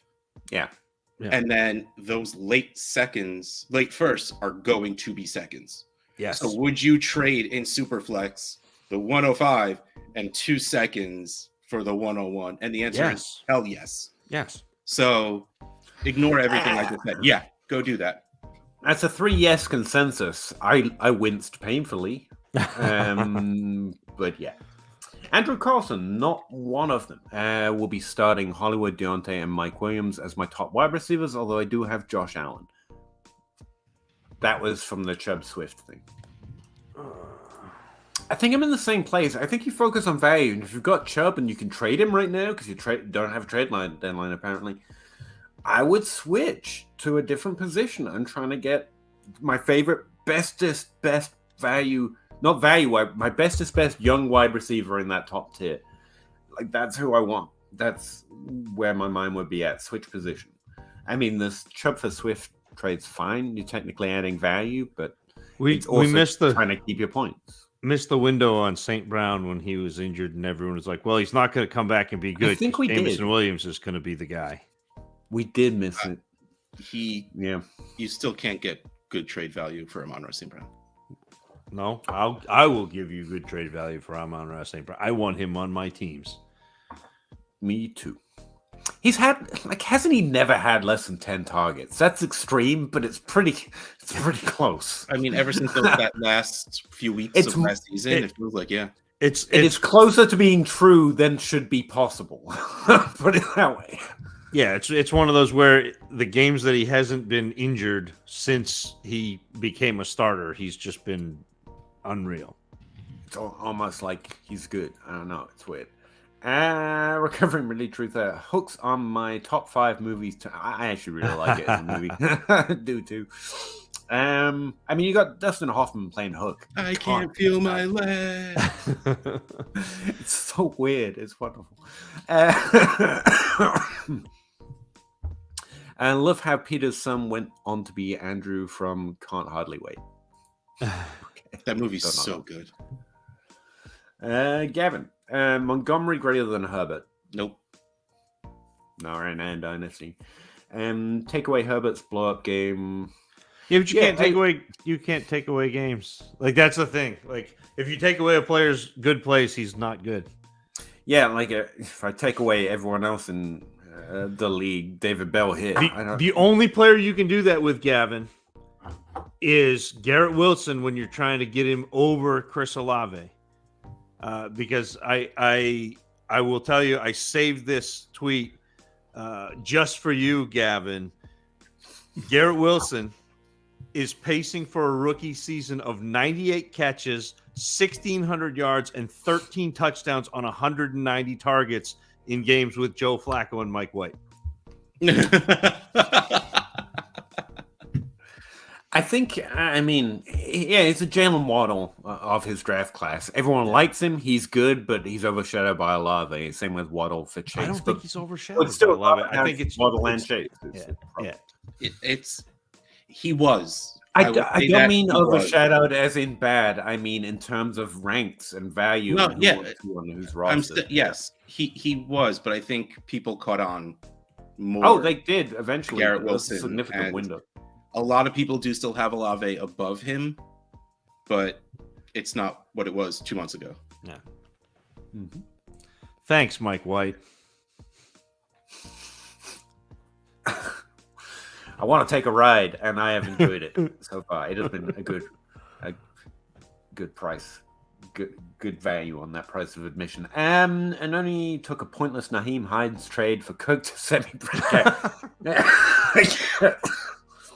Yeah, I don't know what happened there. Not wrong. Running back's just weird, man. I can't wait. James Robinson goes from good to bad for some reason. I can't wait Naheem for the Hines is suddenly bad on a different. Running back's weird. I can't take it. I can't wait for the Bills to draft Devin A-Chain in the 3rd round next year. I can't. It's going to be so much fun.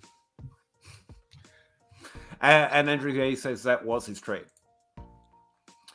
Recovering Ridley Truther, Kung Fu Powder and Hook references only 5 minutes in. This is you guys did not catch up a lot of ground while I was gone. I blame Pete. I blame Zach. You know, that's all point fingers.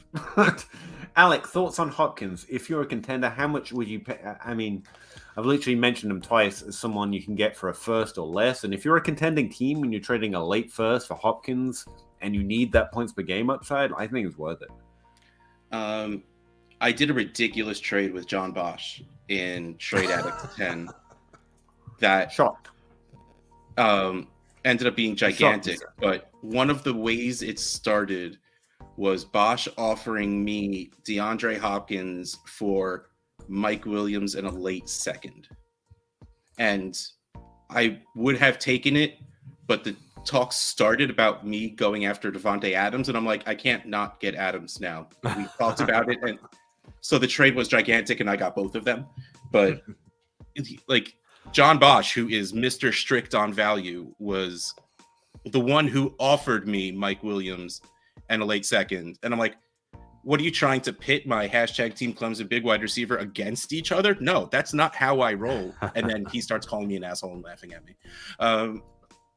But yeah, so technically I did do that because those were all still part of the trade. And then it was Pittman, Ayuk, and Allen Robinson for Devontae Adams. I felt good about it. I got Hopkins for a second, but it was the week before he came back. I think you're probably probably closer to a first now. It's like right on that cusp. You have to do second plus now for sure. Yeah. But it's a great buy for a contender because he's scoring points and he's very good. He is it on that team. Like not the only player, but he is like it. Some Jamoke just sent me a running back. Russ, what? You just offered. I can't describe how bad my Trade Addicts team is. Like, it's intentionally bad at this point. Like, I'm bottom of the league. I think I've scored minus points somehow. Like, I have no interest in points. I have fully tanked. And you're offering me Damon Pierce. Yeah. He's young. All right. And not really scoring points right now. He has value. It's better for your team than Tyler Lockett is. His value's due to drop, though. Anyway, yeah, I think he's worth trading for, that being Hopkins. Can I ask you, Wilson, Olave, Kupp, Debo Samuel? They're a tough ranking situation to me right now because I'd rather have Kupp and Debo if they're being very below them. But in Dynasty ranks, aren't we meant to push them above the older players? But the way you said it, I think, is my order. Yeah. What was the order that he said? Wilson, Olave, Kupp, Debo.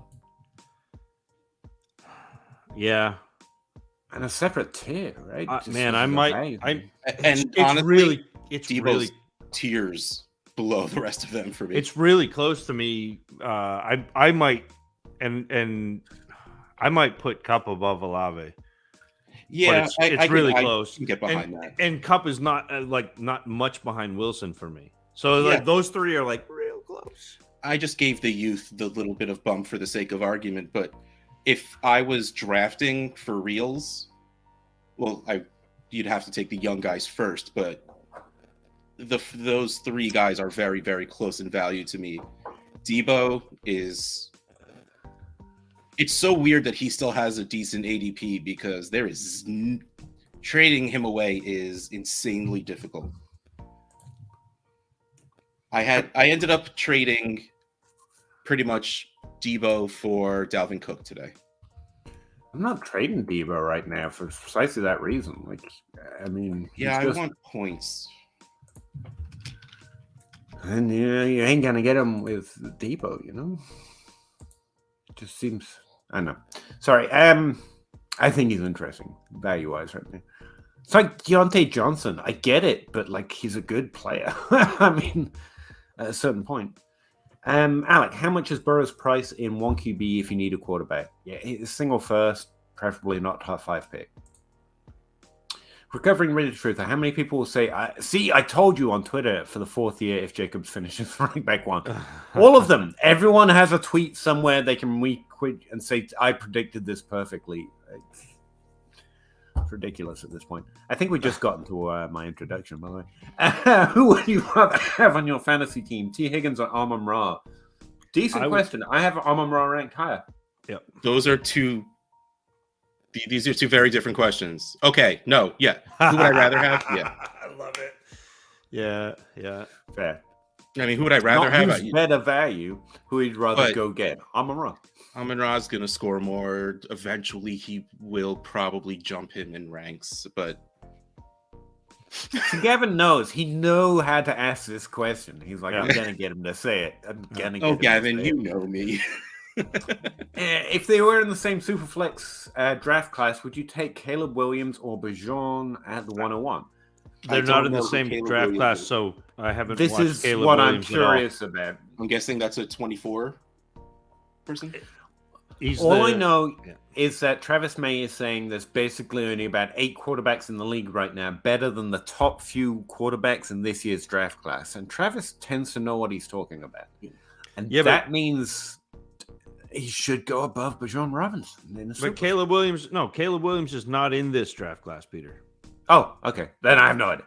No, he plays quarterback for USC, but he's going to be another. Oh, no. No? I'm sorry. Like, I joke around with like loving Miami tight ends and like USC wide receivers and hashtag Team Clem. Well, I do love hashtag Team Clem is a big wide receiver, but I'm sorry. No USC quarterbacks. No. No USC quarterbacks. I like it. I don't know. I've heard of him, so he's doesn't matter. Pretty good. Doesn't matter. He won't make it in the NFL. Where Rachaad White fit in the 23 running back class? Since we had to fight for him to be liked in the 22 running back class, I'm guessing fairly low. So I can give you an answer to that. You guys carry on, and I'll tell you where he is. I've only got 9 running backs so far. We'll come back to you, KS. Promise. Rachaad White was where he was more than anything because of the landing spot and draft capital, but yeah, like no one was really thrilled about the player. In which we liked his production a lot. Yeah. And I think Rachaad White is only gaining the value now because of how he's doing in the NFL. This has nothing to do with, well, we saw this in college and his profile, and now that he's doing this. No, it's literally just Tampa Bay is using him well. So I don't think he would fit in very well in 23. Like, if any, at best, we're probably talking RB4 or 5, and that's just based on the little tidbits of what I know about the 23 class. So out of the 9 running backs that I've watched, Rachaad White would be 10. There you go. Yeah. I like Rachaad White in this running back class. Though there's a lot undervalued. I think he's very capable. I think he's showing that. I have no idea of this running back class, but there you go. Matthew Swan, 10-team, half-point PPR, Superflex start 9, currently on the 101 and the 103. Nice place to be. And a late in the 6 to 10 range. Current roster is on my next message. Want to explore upgrading my first from the 101? No, his late. His late. Okay. Let me just go find your roster. Here it is. I got a dip for a second. I got to get a drink. All right. So Herbert, Mac Jones, Malik Willis. Running backs are Ken Walker. Wide receivers Drake London, Michael Pittman, Gabe Davis, George Pickens, Jerry Jeudy, Alan Lazard, Mike Williams. Tight ends. Was thinking of moving for Goddard. Would love your ideas. So you're not looking to move upgrade with that. You're using you want to use your late first to upgrade your team. I thought you were asking to trade up. So in the first. Here's the thing, though, with trading for Goddard, who is good. I think that you're going to see Meyer come in and be ranked right in the same neighborhood as Goddard. And that's not out of the realm of in a a 10-team Superflex.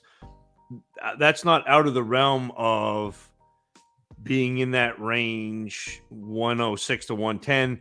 Meyer may be there. You may have a running back that you like. There may be one of these wide receivers that ends up there. Like, I'm not necessarily going to go get Goddard to upgrade my team. I would be interested in moving that pick or moving around, potentially pairing that pick with Algier and actually getting a running back. Well, he's Jerry Jeudy. 103, you said, right? So Yeah, so you're gonna have Bijan, you're gonna have Ken Walker. Yeah, honestly, well, he probably has to start 2 running backs, in which case you will need a third. But like, I don't worry about that now. Like, maybe I take that 106 to 110, put it with Gabe Davis or Pittman, and go get yourself a stud wide receiver.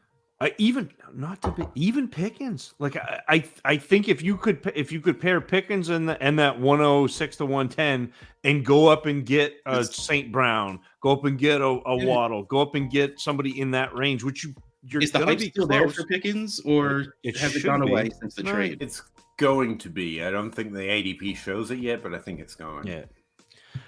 I honestly, I left him out because I thought his value was a little too low. But if the hype is still there for him, then absolutely, yeah, I would use Pickens in that as well. The only person I would use Jerry Jeudy the same way, because London's value will go up in the offseason. Yeah, I would move every other one of those wide receivers. Honestly, I like having Gabe Davis on my teams now, which is weird, for the exact reason Peter says.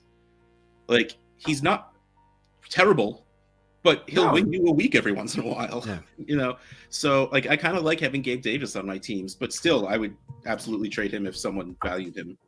Yeah, I think the sell windows have gone on Gabe Davis. He's just rust. I mean, are you claiming you're right on that too now? No, I'm saying at this point you might as well roster him and flex him because people have seen the up and down enough times. I don't think you're getting that first term. I think Jeudy.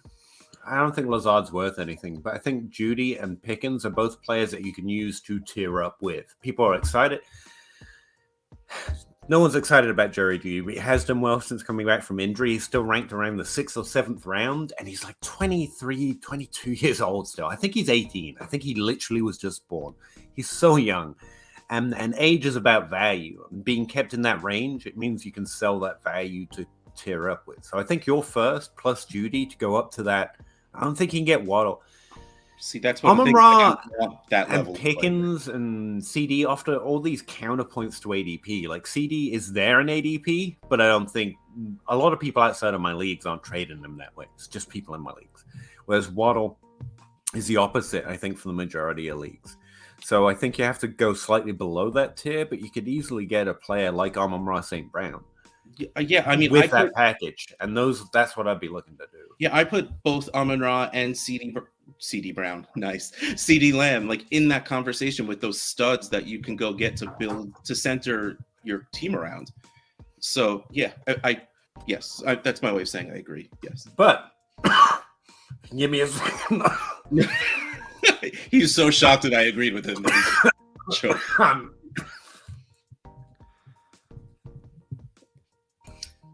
Something I was just talking about was that, like, don't use this as a rule. Like, this works. But if you want to mega brain it a little bit and understand it, hold it loosely, a conviction loosely held. If you're looking for a better wide receiver, a later pick in this year's draft is where to be to get them. Just to throw that out there. So if you're looking to upgrade the pick, literally to move it up to the 102, because you want a wide receiver, like, I don't think you have. Like, I think you're in the best range to try and snag one if you get lucky and pick the right one. So I just wanted to throw that out. Well, we were talking about upgrading his wide receiver. He didn't ask about upgrade. Like, that's what Zach and I were saying was the move we would do. Exactly. He's talking about upgrading his pick specifically. What is Pickens' upside? Honestly, I defer back to our preseason notes. I think he has as much upside as anyone in this draft class at the wide receiver position, like max upside. So the question is, can he be a top 10 receiver in Dynasty? This past month, so November, I know we're in December now, but November, ADP on DLF has him at wide receiver 18, and he hasn't even done anything yet. Yes, he can be a top 10. Now, will he be? I don't think he will be. Probably not. Can be. But he can be. Yep. Again, he's going to be one of those players that finish outside the top 36. I'm not going to undervalue him to the market. I'm not a complete idiot. Like, he's been really impressive. And I thought lots of him coming into this draft. But he's exactly what Zach just said. Like, he's done well, but he hasn't done anything yet. They're valuing what he could be already, and so I'm more likely to trade it away than I am to trade for it. But yeah, he's got a lot of upside. So did Martavius Bryant. It's just. Oh, don't you put those? Don't you fix your face to say that? I didn't say that. I will deny it. That was if he was How in the about league Odell right Beckham? now. Hashtag The team got only a big wide receiver, sluggish baby. first round season, like I honestly find myself thinking about Odell Beckham a lot, not because of the off-season stuff, but because there was a sluggishness to Odell Beckham's first season until the but he latter was half. hurt. He was hurt. Yeah, he was hurt early, and he really came Yeah. on late. And it's probably just all the references to the great catches he's making that's put it in my head. But like, I don't know I mean, again, I made a bad comparison. There's another bad comparison on the opposite end. And, I mean, we make fun of Eli and all, but he's better than Pickett was. Well, he was better than Pickett is. Yeah. Eli Manning. I'm sorry, it took me a second. It's been a while. How many Super Bowl rings? Like none? Probably none. Infinite possibilities. Against the Patriots, Peter. I know. Infinite possibilities. I'm jacked up right now, and I need your help. Which running back would you pick up, and in what order? Ingold, Alec, a running back? Alec Ingold is one player. Oh, from he's Miami. doing the two named. Oh, Alec He Ingold, copied and Malik pasted. Davis, Benny Snell, Wayne Gallman. I don't have any strong preference. I don't think. Snell, Gallman, Davis, Ingold. I'm putting Ingold first, and then Gallman, and then I don't want the others. Yeah. With the weirdness of having Jeff Wilson and Raheem Mostert as your running backs, Ingold has still been getting goal line work. Yeah. You're not getting anything out of any of these guys. You might get a touchdown with Ingold. Right. Yeah, I don't have much on any of those guys. Ingold's the only one who shows up in the top 300 players in flex. That helps. Yeah, I don't know. Do what that guy said. He's more tuned into the deeper running backs, I guess. Andrew A. Falling for Richardson, quarterback from Florida, FLA. Is that Florida? What's FLA? Yeah, Florida. Don't think he would declare without a top 10 guarantee. My thoughts. Going to take the 103 this year. Your thoughts would be appreciated. I'm really not up, especially on quarterbacks. Well, and he's a and I haven't watched him yet, but he's another one of the running quarterbacks, the guys who can get it done with his legs. So that's the type of quarterback that I'm interested in Dynasty. But by the same token, Andrew, I'm not making a decision on him until, and I said the same thing last year with Malik Willis. We talked about Malik Willis being a top, 5 pick in Dynasty, being the 101 in Dynasty rookie drafts. If he gets first round capital, if he gets top 12 capital. So you're right. We have to wait and see what happens with the NFL draft, because that tells us more, especially about quarterbacks, than anything else. I'm looking for draft capital. I'm looking for the ability to gain yards with their legs. So at least, 30, 40 yards a game, and then guys who can do more than that. So and the NFL loves Florida quarterbacks. They always get more chances than they should. Yeah. And not just to Andrew. Getting chances. If you're looking for an edge on rookie evaluation, I'm really not going to be ready to this offseason. Zach's working on it. And Russ just, I don't know. Russ won't tell me his secrets, but that's where we're at. I can't recommend Travis A. He works for Mojo now, so we don't like him. But I can't recommend Travis May as a follow on Twitter for a heads up on who's good in a rookie class. For the next 3 rookie classes, Travis is the guy I'm listening to first. Yeah, Debbie Kane's another good one. Like, those guys already know what I will figure out in about 2 months. So if, like Andrew, you've got a question that you really want like a forewarning on, those are the people I go and check out first. So I just thought I'd mention that. But then again, anyone else? Those are my 2 go-tos. Yeah, I mean, those are to me, it's Travis always has way ahead. Well, and Felix Sharp. I always give Felix Sharp a shout out. Like, I think he's with Campus to Canton. Huh? Said he loves you so much for it. He's such a good evaluator Such a and nice character. is such a nice human being, which Yeah. I appreciate probably even more than his evaluation. But Andrew, the one thing I would say is planning on where you're spending your 103 already is a dangerous game because you kind of get locked in and take locked. And I get that it's tempting to do that, and it's fun to be the first on it and be able to flag plant and but it's better to be right, at the end than it is to be first. Yeah. Overdraft, but overdraft as little as you have to. It's the kind of way I think. I flag plant every year. John Bosch always gets one over me. I took David Bellwell too high in a draft this year. I do it, but I only do it as high as I think I absolutely have to. It's the best way I can say it. Just to throw that out there. Alec, where is Zach in his rookie research? You've been mentioning it. It's like 9 running backs in. We need updates. Thoughts on running back heavy first round. It's going to be a running back heavy first round. It is. Yeah. I already know that. I mean, it's like Bijan Robinson is that, next elite back. At least he looks like it. Jahmyr Gibbs, depending on where he lands. To me, he might be a little bit of a trap. It feels a little bit Swifty to me, where I'm not sure that he's going to be a bell cow. I'm not sure that he's going to be the 225, 250 carry guy. But I do think if you put him on a team and let him catch passes, he's going to be a lot of fun.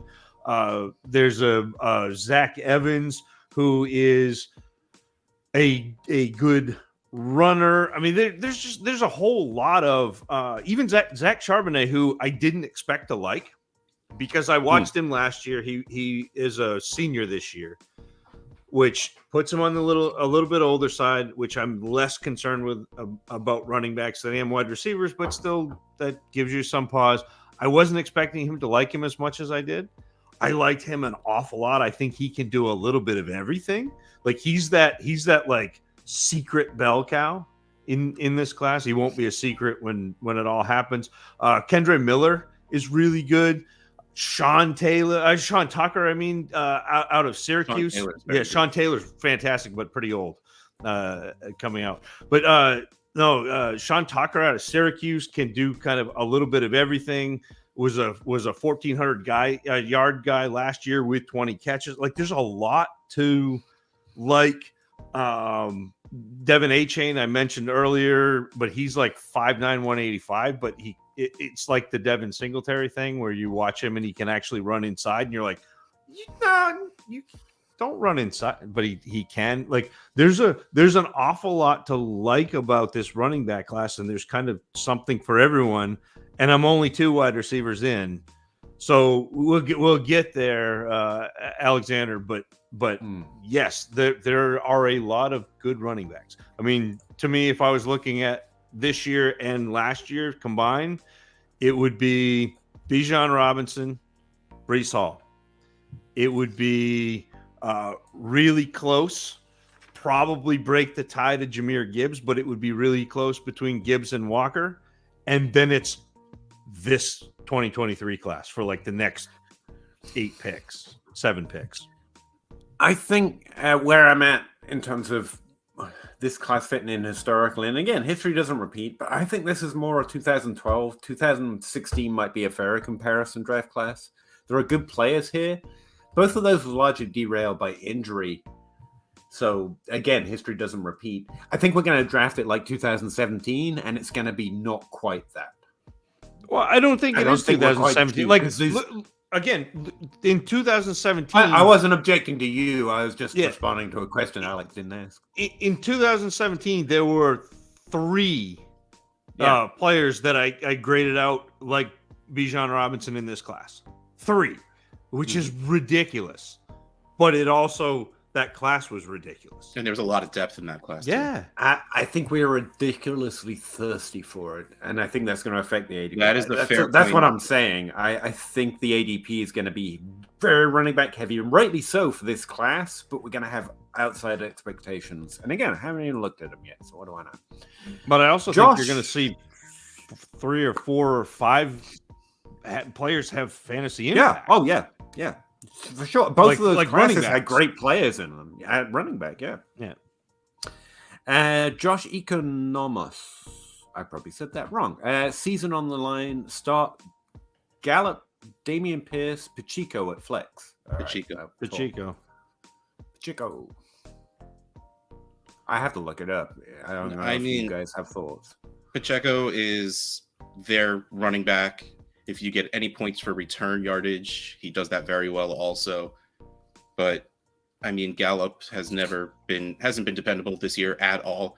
Damian Pierce, that offense is just so bad that it's going to take something weird for him to do well at this point. That I just think Pacheco is honestly the safe and the ceiling play.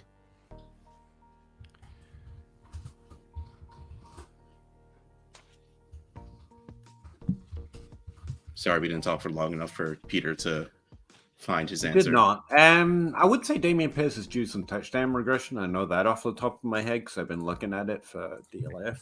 Yeah, but the team has to get him into the red zone. Well, last week they did more of it. And again, they faced 2 defenses where they've had 2 games where basically the rushing game died because they were in such a bad game script. And last week when it evened out to a more balanced game script with Cleveland, his points came back up. So I think he might be a little underrated based on the way the matchups have gone recently. Why can't I say Pacheco? Is he not? Have I not projected him? Is he injured or something? Dare you? What are you even doing here? I don't know. Besides just looking good. Not even doing that, let's face it. Everyone is sitting here watching you type into a key on your computer. Well, then maybe you should do something. I don't know. Maybe you should provide some level of entertainment on this show for a change. Have you thought of that? No. Should we juggle? Oh, no, sorry. Juggle. I mean, or, something. I don't have him projected this week. Is he injured? Who? Pacheco. No, he's not hurt. City running back.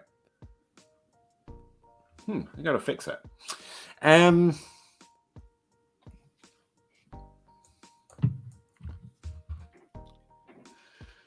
Yeah, I've got Damian Pierce as a start. You're wrong.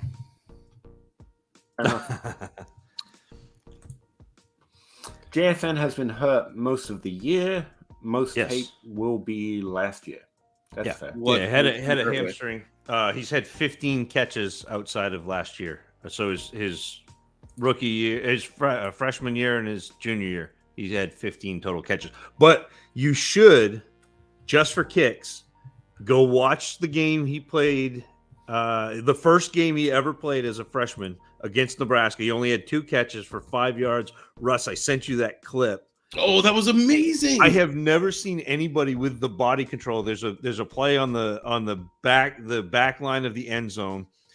He goes up, makes a catch, looks down, is like, "Oh no, I am a yard and a half out of bounds," and then puts his toe back in bounds for the touchdown. And it didn't absolutely even look, amazing. First of all, it didn't look like he even looked, and second, it's like the top of his body was still moving forward. Oh yeah, he defied physics and somehow moved the bottom of his body and then angled his. It was like I had to watch it 3 times to make sure I saw what I saw. But I mean that one again, in the way Andrew, the way I do my evaluation, like that only counts as one play. Like it's not in the grand scheme of like evaluating Jackson Smith and Jigba. Like that doesn't factor, but man, that was such a fun play. It was just like, man. Amazing. And he did, like, he caught the ball and then he put the ball in one hand to be able to maneuver his foot. It was like nice. I literally just like it was like nice. Up to the screen so I could watch that happen over and over. Yeah, and those are the kinds of things that does make me fall in love with players. Like that. And Andrew goes on to say, watch the Rose Bowl last year. Yeah, look, he had like 300 yards and 3 touchdowns. Like, yes, but that's not a realistic. I know that's the ceiling. That's not what I do. That's not what I want to do. I don't want to have that. Like, I'll watch that game, but it still only counts as what he did. What I do is go and watch, again, 8 to 12 games, 8 to 14 games, and basically do a plus minus. And when I go back and do my evaluation, I can see what he did. So I can see that against Nebraska in 2021, he had 6 times where he got separation versus man. I can tell you what routes he got it. I can tell you he worked underneath the zone like 9 times. And then I can look at Oregon and say he found holes in the zone 7 times. And so I can go back and look and say, okay, he gets open against man, he gets open against zone. He does things that I want to see out of a slot receiver and out of a player who's going to drive a ton of targets. And so that's how I'll do my evaluation, rather than like highlight scout or rather than watch like the big game, which is cool. It's fun. It's awesome. Like watching him go off and have that game. But to me, it's more realistic to say he is what he does every time. Well, what he does every time is basically catch between 6 and 12 balls for 100 yards. Like that's who he is. Yeah, those are the games you watch like after you're done with the evaluation. Yeah. But it was like I remember sitting on Twitter when that game was happening, and just Twitter burning and just being like, JSN is going to be the next, and I'm like, I can't wait to watch him. Okay, I fixed it. But Pete downloaded it. Sorry. That's fine. Yeah. Watched Rose Bowl last year on JS. Oh, you already talked about this guy. Sorry. Grimley 1314, 16 team PPR, half point tight end premium. Trade Mark Andrews for Garrett Wilson and Evan Ingram.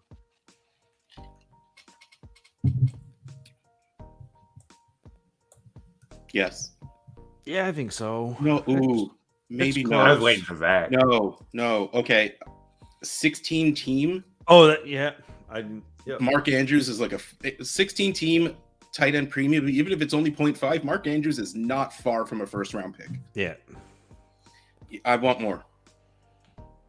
Get a better tight end on top of it. Exactly. Yeah. Like I want more for Mark Andrews, and I'm not even like the biggest Andrews guy, but given the settings of your league, absolutely.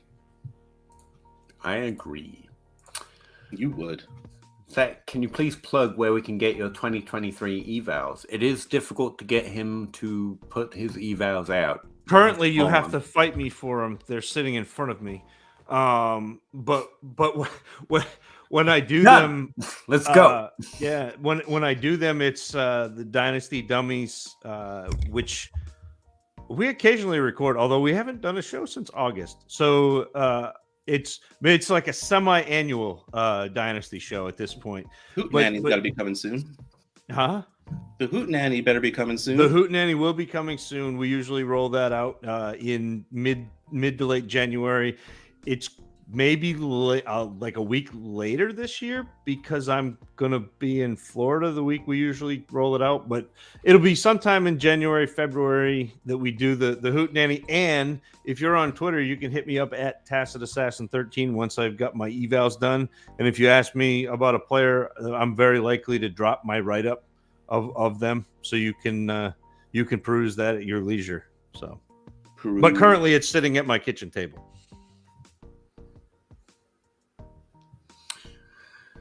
I agree. Is Hopkins 30 in the same tier as Cup 29? If not, why not? Because Dynasty players value age, Gavin. I'm in the same place as you, but the difference is not age. Age is about value. Both are as likely to be good next year. Cup has gotten better with his age, and Hopkins had a bad year last year and then got suspended. That is literally the difference. Yeah, it's hype. The difference is hype. Yeah. And what other people will give you if for Hopkins them. keeps doing what he's doing, Cup comes back next season, I think we'll find them. They're similar. Yeah. Yep. Like they won't be same round or anything, but they'll be like 2 rounds apart as opposed to like 10 that they were before. I don't know. Dynasty has a hard time re-elevating players once they've started dropping them because of age, because they know it's going to work out eventually. It's like Keenan Allen right now had 2 top 12 seasons since his ADP started falling, and Dynasty ADP is still like, yeah, but we'll be right eventually. Just you know what I mean? pivot off of that's both why. of them to Adams. Like whatever. Diggs, Yeah, Diggs, same thing. Yep. So hard to evolve to eval Ohio State wide receivers. 2 first rounders last year, 2 first rounders next year, and a potential first rounder this year. Why am out on Stroud? So, okay, I got a question though. So you're out on a quarterback going to the NFL because he threw to NFL wide receivers. He seemed to do it pretty well. It was against worse competition, I can imagine. But yeah. But and again, like I don't know if I'm in on Stroud or not. I haven't watched him. But I do agree that it is tough to evaluate Ohio State wide receivers.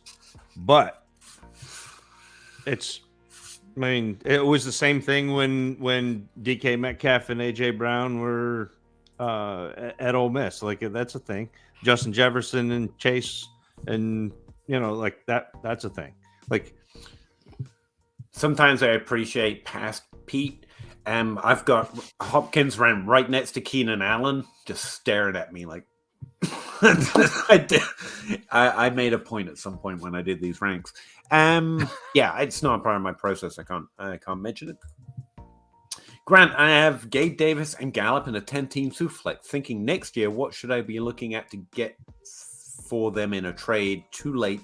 You're keeping them, I would guess. Second round picks. I'd be able to get 2 seconds for Gabe Davis. For Gallup, you're lucky to get a second. Yeah. And that's what I mean. At this point, I think I'm roster that. I can see right now, I would not move Gabe Davis for that. During the draft, depending on the way things fall, I could see myself to go get the second round pick that Correct, you want yes. or something. Yeah. Second part, I have Herbert, Watson, and Lance for quarterbacks. Waddle, St. Brown, Pickens, DJ Moore for wide receivers. My best running back is AJ Dillon, which is not bad. And it falls off Schultz and Dolchich at tight end. Those are wins. It's a decent, that doesn't affect it. solid team. Yeah, solid. Brady 3-1 since divorce. Did not expect that. 2-game winning drive. Yeah. The divorce breaking news. metrics are underrated. Brady still Brady. Alec, 1 QB, currently 4th. Last spot to get in the playoffs. Have JJ, Slam. I mean, do you care about the playoffs? Your roster's so pretty. AJ Brown, Cooper, Judy, Elijah Moore for wide receivers. Running backs are weaker. Pollard, Gibson, Murray, and CEH. Sorry about that one. Pitts, Dolchich, Higbee. Have my first and second. You're asking what we should do? Yeah, should I go for it? Yeah, I definitely think you should. With these wide receivers, you have relatively little risk in terms of long-term value, just because these wide receivers are so good and young. Is this this is the Pitts Kelsey, isn't it? This is what this is. Yeah, I think you should go for it with that team. When your wide receivers are that age and good, there's relatively little risk at throwing value at a win, and this is a great year to try and buy a win. So yeah. Go see if you can get Kelsey or Eckler or Josh Jacobs or the running backs we mentioned earlier. Gavin, 12-team Superflex start 10, half-point PPR. Jacobs and a mid to late second. Get Dalvin Cook and Henry. I don't understand this trade. That's my first. Like you're giving up the running. You're giving up running backs. You get 2. Yeah, but you get 2. You get 2 top running backs for 1 top running back. And a second. I would do that. 2 is more than 1.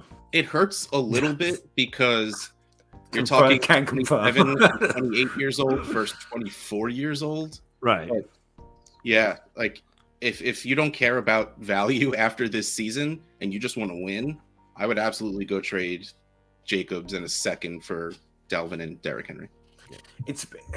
If Henry and Jacobs are about the same thing this year, this is a second for Dalvin Cook, and I think that's good. Yeah. I mean, If I can think about it if that you way. this is the point. This is points. We want points. That's Yeah, but I literally don't understand what the other team is doing. That's what I mean. Like, why is he trading points for points and getting? because he's getting a second. the other guy's getting a younger running back Ugh. in a second. That's ugly as shit. Sorry, Brian. 10-team 1 QB. He's in a rebuild. Gave Ayuk on the 107 for the 103, 30 for the 103. I would do that. I hate Ayuk's value right there. That's a lot to it's a lot to give up to get 4 spots. I guess it could be later, but In a 1 QB, I don't know. That's To just go up in to the get what is tier. most likely going to be the wide receiver 1. Yeah, I do that. Eh. You're never going to feel great starting Ayuk, and again, the 107 and a 1 quarterback. You're Feel talking. great starting Ayuk next week. What you talking about? You're not going to feel safe about it. Yeah, top 24 wide receiver. Pretty safe. Robbie. Oh jeez. Yeah, that's what I mean. People don't like Ayuk, and I don't get it. I don't mind so going up to get but the it's 103. fine. I think it's a little more than I want to pay, but I don't hate it. Hey. Maybe that's probably how it should be. You're making a trade. You probably Yeah, should well, be you happy, have to give comfortable. up. You have to give up things people want to get things that you want. So it's fine. Points per game, Brandon Ayuk is wide receiver 25. Yeah. I know. I was just pulling it up. That wasn't meant to be like a snarky response or anything. I just looked it up and I wanted to say the answer. I wanted it to be snarky. It can be if you wanted to. It wasn't meant as it, but which would be a top 25 wide receiver. There you go. I feel pretty confident in starting wide receiver 25. There you go. Especially since 3 of those guys in the top 25 are injured right now, which brings them back up to the top 24. But whatever. Any players you're cutting ties with this year? Oh, I think I know what you mean. Ones that you're finally like, I got this one wrong. Oh, I see. I took it as guys that you're not going to roster anymore. I cut Calvin Johnson. Andrew Luck is done. You're joking, but I did cut Andrew Luck this year finally.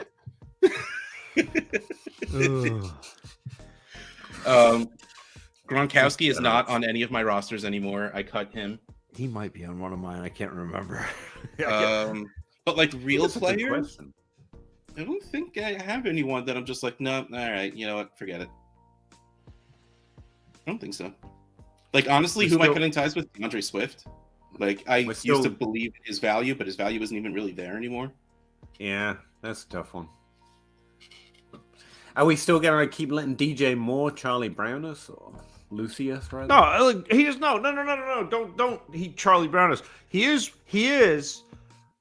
what we thought he was. I was hoping unless you were a metrics guy and you were like DJ Moore is the greatest thing ever, and I'm like, okay, he's good, he's fine.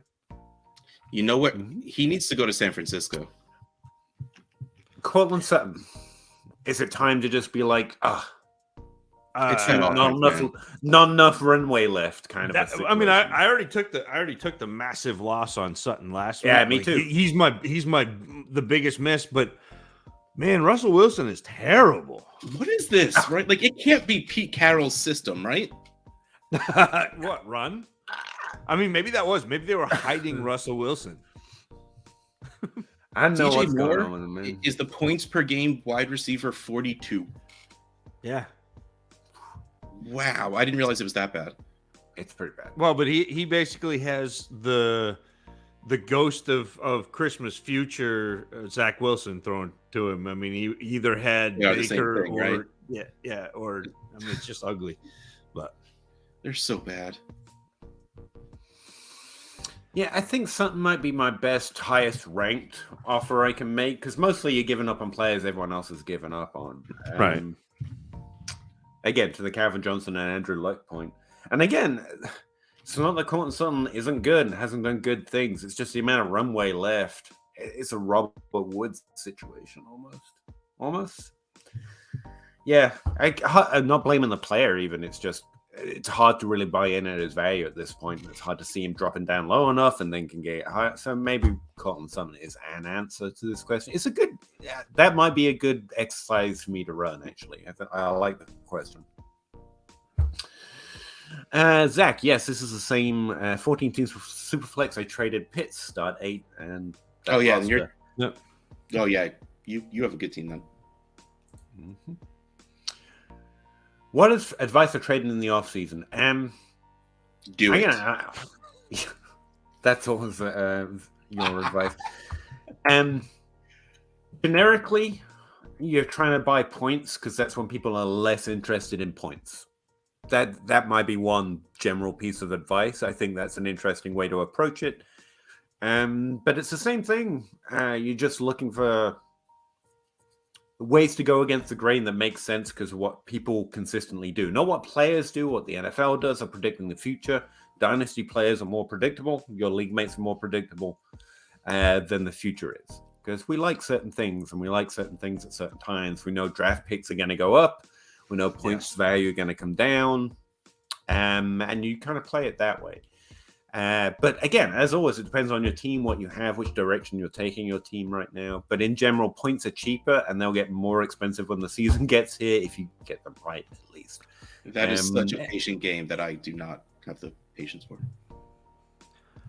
My best advice is go to whatever podcast app you have, James, and go find the Trade Addicts podcast and subscribe to that. And it's not only an entertaining listen, but the hosts are very sharp, and they teach you a lot about kind of the ins and outs of trading and kind of how to get better as a trader. And that's what I would be listening to. So that's my advice is everything Peter said. Yes, your picks from here to your rookie draft are going to gain value. People are going to forget about everybody who scored. They're going to be rookies are going to start getting hyped in January, and they'll be crescendo in all the way to April, and then your rookie draft. But you got to learn how to trade before you can trade. At least I did. I have been terrible. I didn't. I just kind of jumped in, destroyed a few teams. I was just saying, I your teams, Peter. That's a fun way to do it. Gavin, if Lamar leaves, is Andrews still a tight end 2 at worst? I don't think, and again, there's nothing 100%, but I don't think tight ends or wide receivers get this level of volume because of quarterback, because of scheme. I think Andrews is good. Is he quite as good? Not if he has a worse quarterback, but he should still get the level of volume, have that range of outcomes. So it's a who's the quarterback if it's not Lamar kind of a question. If they weirdly let Lamar walk and go with Huntley seemed to like Mark Andrews. I mean, no matter what they do, that offense is going to center around a run game in Mark Andrews because that's all they have. I mean, until Bateman comes back and he's healthy, and if he does reacclimate well enough. But for now, I don't think Lamar's going anywhere. So I can't imagine he is. But do you remember? No. And this was 2019. Gronk retired. The Patriots went out. They signed Martellus Bennett and Dwayne Allen, and everyone was like, Dwayne Allen is going to be a top 10 tight end this year because Tom Brady uses the tight end. It wasn't Tom Brady using the tight end. It was the fact that Gronkowski was a Hall of Fame tight end, was an incredible player. That to me is the answer to the Andrews thing. Is the reason Andrews gets the targets in Baltimore has not as much to do with Lamar Jackson as it does to do with the fact that Mark Andrews is the best pass catcher on that team. Same thing with Kelsey. Well, when was the tight end position relevant in Seattle? It's when Jimmy Graham was there for that season. It wasn't what he was, but it's the most relevant the tight end position had been to the same offense and coaching staff. Relevance has to do with the fact that when was he drafted? 20 18, 19. Yeah. That year That's right. and like 20 years before it, Ozzie Newsome was the general manager of Yeah, the he's Ravens, who also happens to be in the Hall of Fame as a tight end. So there you go. Like, and the same year that the Patriots drafted Gronkowski and Hernandez and changed the NFL with their usage of tight ends, they drafted Ed Dixon and not Dante Pettis. What the hell was that guy's name? What are we talking about? I stopped listening. The Ravens have always liked tight ends because their GM was a tight end. They typically do draft 2 in any given draft class, to be honest. I think yeah, Hurst and Andrews, and yeah. They tend to take a couple of shots. There's Hayden Hurst and Mark Andrews, and before that there was Dennis Pitta. Oh, okay, there you go. That's the name I was thinking of. I was saying Pettis, but Pitta, yeah. Howdy's Heroes, another edition of the hard-hitting fantasy analysis we all appreciate. Thanks, gentlemen. Best of luck. Appreciate it. Gavin, start 10, half-point PPR. Give Kamara and Jay Mason. Get Pittman. Yes, get Pittman. Not a needle mover, I know, but plenty it out of Kamara for a younger wide receiver. I would do that. Yeah, it's an easy win. Should I trade Rashad White and get Cup and Cup to get Brees? Yes, but also yes. Watch Wednesday on Netflix. Best show they've ever done. Really? Seriously, okay. Good to know. I remember hearing that Tim Burton was doing something with the Addams Family and like lost my shit about it. And then I found out what the plot was, and I'm like, that's the dumbest shit I ever heard. And then at first, I heard a lot of people hated it. And now everyone loves it. Like, I guess I have to watch it now. You should watch it. I thought pretty good, but I watched it the last like 4 nights with my wife. Like it's well done. Well, here's the thing. I don't know anything about it. I've seen Jenny Ortega is in a bunch of things my daughter has watched, so she's okay. Luis Guzman is just one of the greatest men ever, and Catherine Zeta-Jones was like one of my first hardcore celebrity crushes. So, like, I don't know if I could watch that with Trish. So it's a Wednesday Addams. Is it a murder detective story? A psychic murder detective. Yeah, psychic. Which sounds terrible. The ending was, but like it was really well. And Jenna Ortega was fantastic. Thing. I'm gonna go watch it right now. Thing. That was great. Stole the show, and once you watch it, you should go back and watch how the guy who I saw it. Oh my goodness, it was amazing. That was really good. So yes, Gavin. Yeah, I saw on TikTok a random of him like climbing walls while doing the. Yeah. Oh, yeah. He was really really. Oh, really and I'm jumping good, ahead. so. Yes, Gavin points out that Christina Ricci was in the show. Yeah. Yep. Oh, she was the best one. And having to explain to an entire generation that it's funny because she used to be Wednesday Addams. Right. She is, in my mind. She is, right? Like that, I mean, those movies kept the Addams Family relevant. That is the Addams Family generation. Yeah. How do you feel about Connor for a 3rd or 4th? If you are a contender, 1 point. Fine. Yeah. If you're feel great about that. Yeah. I mean, it depends on which side of this you're on and what your team looks like. If you're contending and you can get Connor for a 3rd or 4th, whatever. Yeah. If you are non-contender and you can move him for that, also fine. Yeah. So it's if you'd been a little quicker, that would have been the screen cap for the show. But sorry. Gonna try and move us along here a little bit, guys. Sorry. Who will go earlier in startups next year, Cup or Adams? Adams. P to the R. So Zach has done a remake of Jay-Z's Reminder and turned it into Rebuilder yet? No, but I did do New York. All right. It was very good. Thomas H. I've moved Kamara, Juju, Jacoby Myers, Gallup, and Bobby Trees for 323 first and a second. That is an absolute win. That is amazing. But said in the that was along the season. That wasn't one move. Yeah. Yeah, but that's still great an turnout. absolute. Yeah, I Almost mean, it's like the Hulk. I see that as an absolute win. Gavin, any deep stashes you guys like? I don't really.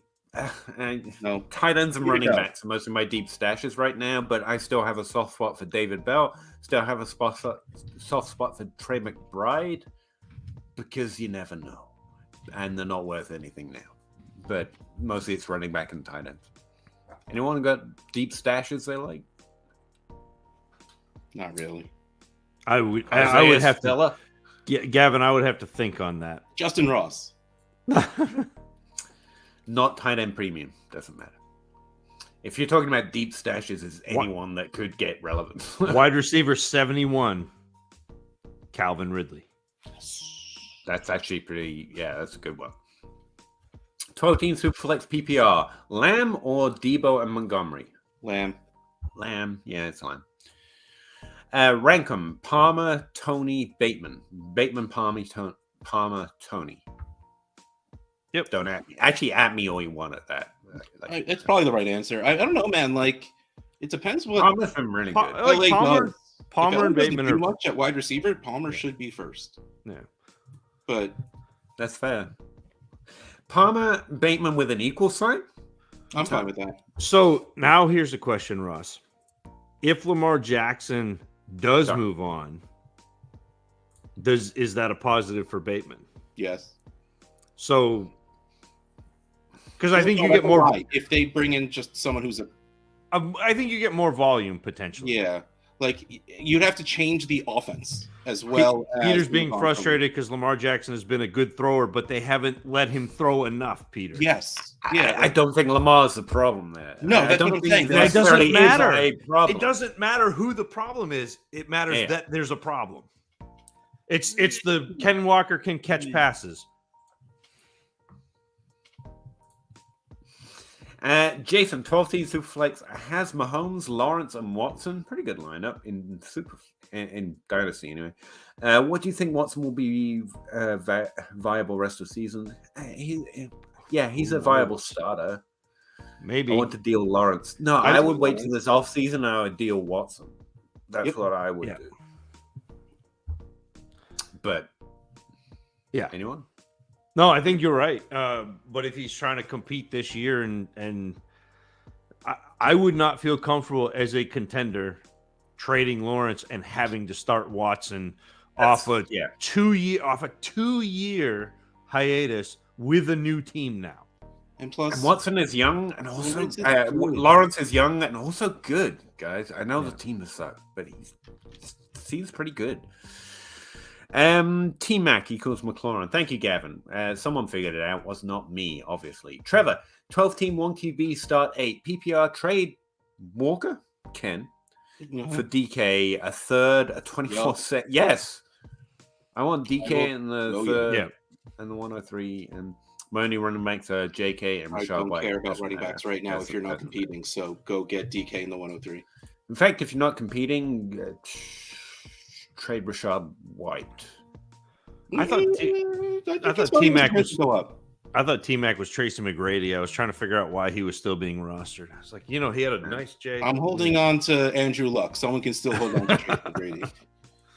Bex, would you trade Malik Willis, who seems to be getting some interest in the trade market today, or this week or now, plus 224 first easily for Dak or Kyler? Yeah, easily. With bells on, skipping. I would do it skipping or juggling. For Kyler, but would settle for Dak. Yeah, settle for Dak. Andrea, I would love to play in a league with you guys. New to this last year and looking for another. I mean, maybe. We're gonna, like I say, I want to add a league, but it really I need one more. One more league. You want to be in trade? Always one more. What? I would recommend once again the safe leagues that for anyone that's new. that Scott Fish manages. He's a commissioner. He's an awesome commissioner as well as other things. So you're getting a good commissioner, good setup, and he runs good leagues. And they're fairly affordable even for me. So they're good leagues to get in if you really want to start digging into some deeper leagues. Yeah, the grind listener league. Yeah, let's go. Yeah. All 12 You're of going to us. commish? Yes. Did you see him? You looked around at your options and you were like, yeah. Cade's cards. If I get the 23-second back on top of the 101, would you do it? Was I not here for this? Because I don't remember this I name. don't remember this one. Cade's cards. Zach, do you remember this trade? Sorry, Cade. I don't remember the original trade and I can't find it. 107 and the 2 late firsts, the 1 QB? No, because he's trading. They're trading for the 101. They're trading the 101 away. I don't think I remember talking about trading the 101 away. It doesn't give me like a seer though. Oh, if I get a top, I would do it. I think they're answering someone else's question. Oh, okay. Zach really does care. Behind. I know. Do you have favorite teams in the NFL? I mean, I do, but not really for our purposes. Yeah. Like, I'm not really a team fan. I'm a player fan when it comes down to it. He loves the Patriots, so yeah, I'm a Pats fan. But like again, it's like you said, like it's not. If the Patriots lose, it doesn't affect my day. If they win, it doesn't. Like it's fun, but whatever. I was a Seahawks fan for a long time, and it did just turn into me caring way more about my fantasy teams than the NFL teams. And then the Seahawks started to do things I didn't like. So I just honestly stopped paying attention. It's still easy to some people find it weird when you say you don't have a team. So I still find myself talking like I'm a Seahawks fan, but I legitimately don't care. Well, and I think for me, like people expect you as you're a Patriots fan. I'm like, dude, I was born in Maine. I watched the Patriots under Rod Rust go 1-15. Like I'm born here, but I'm not like a new Patriots fan. Yeah, and again, like I said, it doesn't. Look, he was born in the darkness. He didn't see the light until he was already a man. That's right, Ross. How much faith in Ramondre? Pay a late 23 first plus in Superflex for him on a contender. On a contender, yes, because you want the points. I don't think he'll be a top 12 running back next season because it's the Patriots. He also could be because it's the Patriots. Should be top 24 at least. That's the thing. Yeah. I think he's worth that though. Yeah. Carl's between the mess at quarterbacks plus getting robbed of touchdowns, where is Debo's value right now? Somewhat muted, apparently. Probably lower Russ than it and should Zach be. Both liking him. He Debo rates as a value when I compare rankings to ADP. So it's his value is actually low right now, but I actually think he's a hold because I think you need to lost its mind. Yeah. Cut to Russ taking Caleb Williams next year. No, probably. Kevin, he's got your number, man. What do you think of this trade I made 3 weeks ago? 12-team PPR 1 QB. Gave up the 101, who I got from some guy, Clyde, after his crazy start. Wow, good trade. And Daniel Jones for Hurts, Higgins, and Greg DeLuch. The 101 for Daniel Jones. 1 Hurts, QB. Higgins, okay. Hold on. Bijan Robinson for Hurts, Higgins, Greg DeLuch. It's not bad. It's okay. Yeah, it's given that it's one quarterback, but it's good. Kevin put it this way: Jonathan Taylor for Daniel Jones, Hurts, and Higgins, and Greg DeLuch. It's fine. But where it's 1 QB, I'm wondering why. No, Hurts is different. Yeah, it's fine. It's good. It's all right. Yeah, like Hurts is one of the quarterbacks you should pay for in a one quarterback, but it's still one quarterback. Yeah. And Higgins is good. I don't know if I want to pay. I don't know if I want to pay Bijan for him. Yeah, it's a little much, but I'm not gonna. It's a little much, but I try and be positive. Gavin Ferguson, I'd bet a bag of Skittles that Olave finishes higher than Garrett Wilson on their second year at Zach. We got a Skittles bet on the board. All right. I mean, if you had gone gelato, Gavin, we would have a showdown. Do I get a caveat that Zach Wilson is not playing? That was in your descriptor of, because that's the caveat. Like, I know, Peter, you kind of gone back and forth with Jacob Rickroad about whether or not quarterback play and receiver play definitely matters to touchdowns. And I would say, and it was funny because you guys were both on opposite sides of the spectrum. I feel like I brought together. I brokered a treaty. We're on where opposite you guys sides both of the spectrum, but it's a circle. That's the and thing. and you guys, I just feel like the quarterback, especially at the time we started that argument, it was heavily, he's got Aaron Rodgers, he should be moved up in ranks. And that was always my reaction. It's like, it doesn't matter that much. But yeah.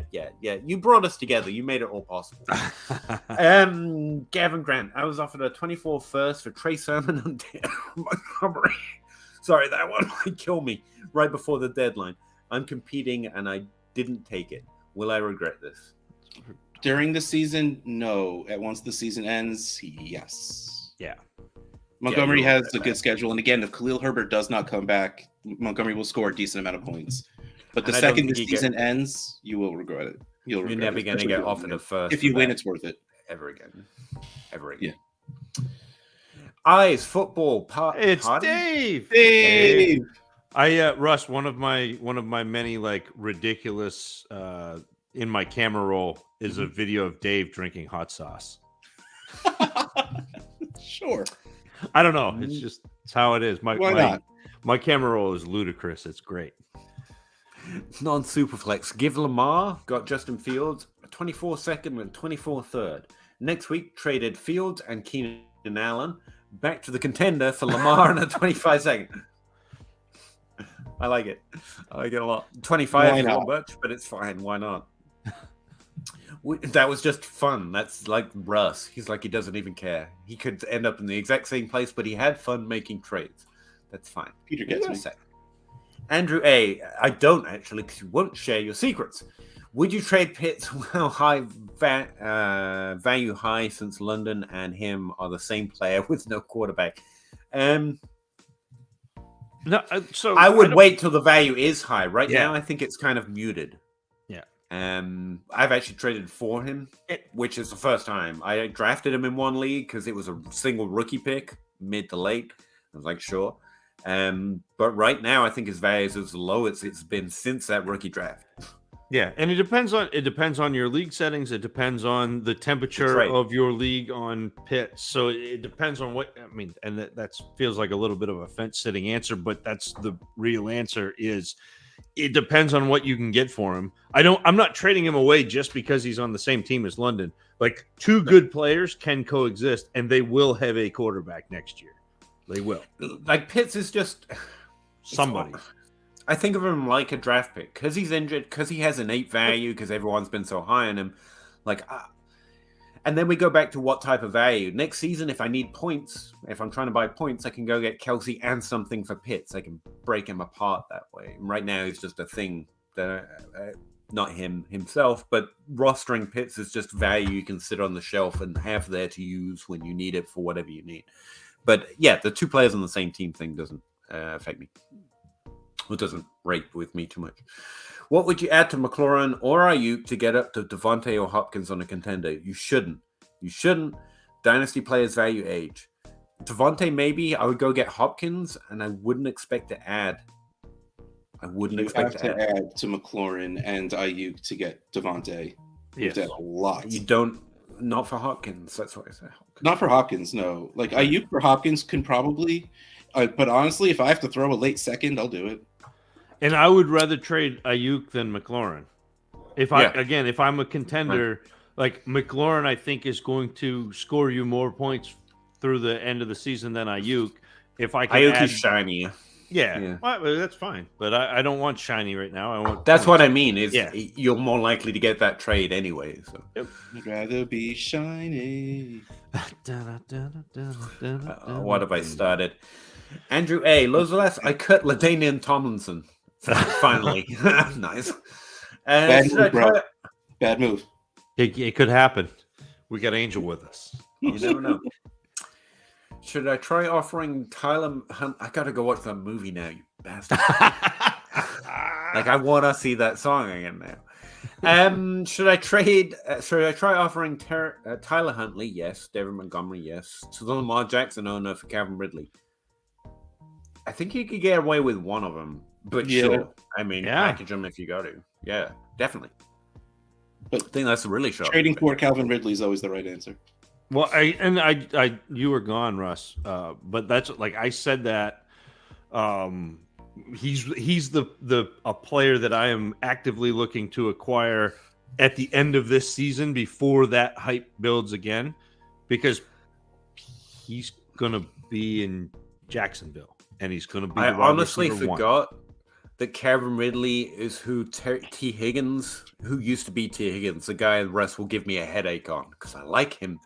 Chill, but that's fair. And I honestly, I was higher on DJ Moore in that draft class, and that was wrong, but it worked out because of context. But it's not like we predicted suspension and predicted an injury. Like Calvin Ridley was better and did better. Just not overall. Gavin Grant, thoughts on Godwin, Terry, Deontay, and Hollywood in Dynasty? Pro those guys. Would you rank? How would I rank them? Or how would we rank them? See any value difference? Terry's got almost no value right now. Godwin, Hollywood, Terry, Deontay. Yep. And Terry is just never going to go up in value again because we wanted him to be more than he was, and he never made it. And faith in the Commanders is not the right thing to do. And Deontay will, if something happens to that offense, Deontay has a chance of going back up in value. But I think people are just going to stay away from the Steelers for a while. I have Terry above Deontay, but the rest was the same. Godwin, Hollywood, Deontay, Terry. And this is why rankings are so limited. Like, that doesn't mean I'll roster one more than the other. It depends on what the people in my league think.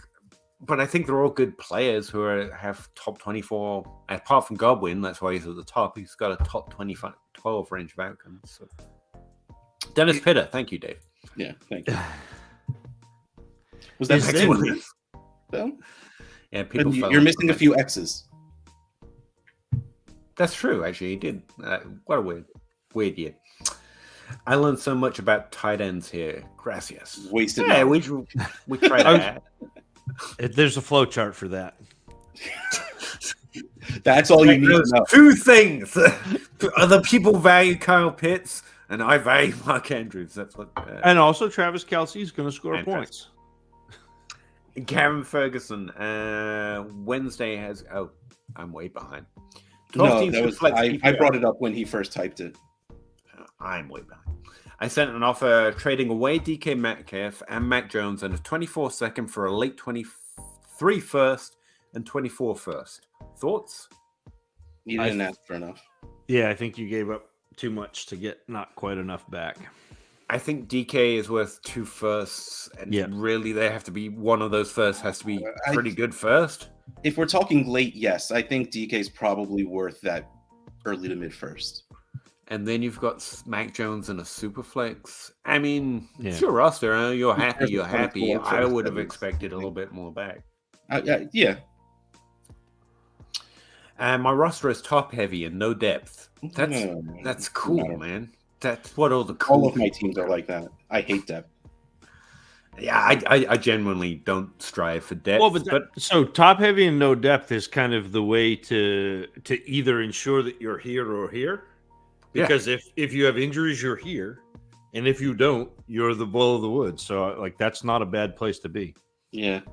I'm terrible at making lineup decisions, so I make sure I don't have to.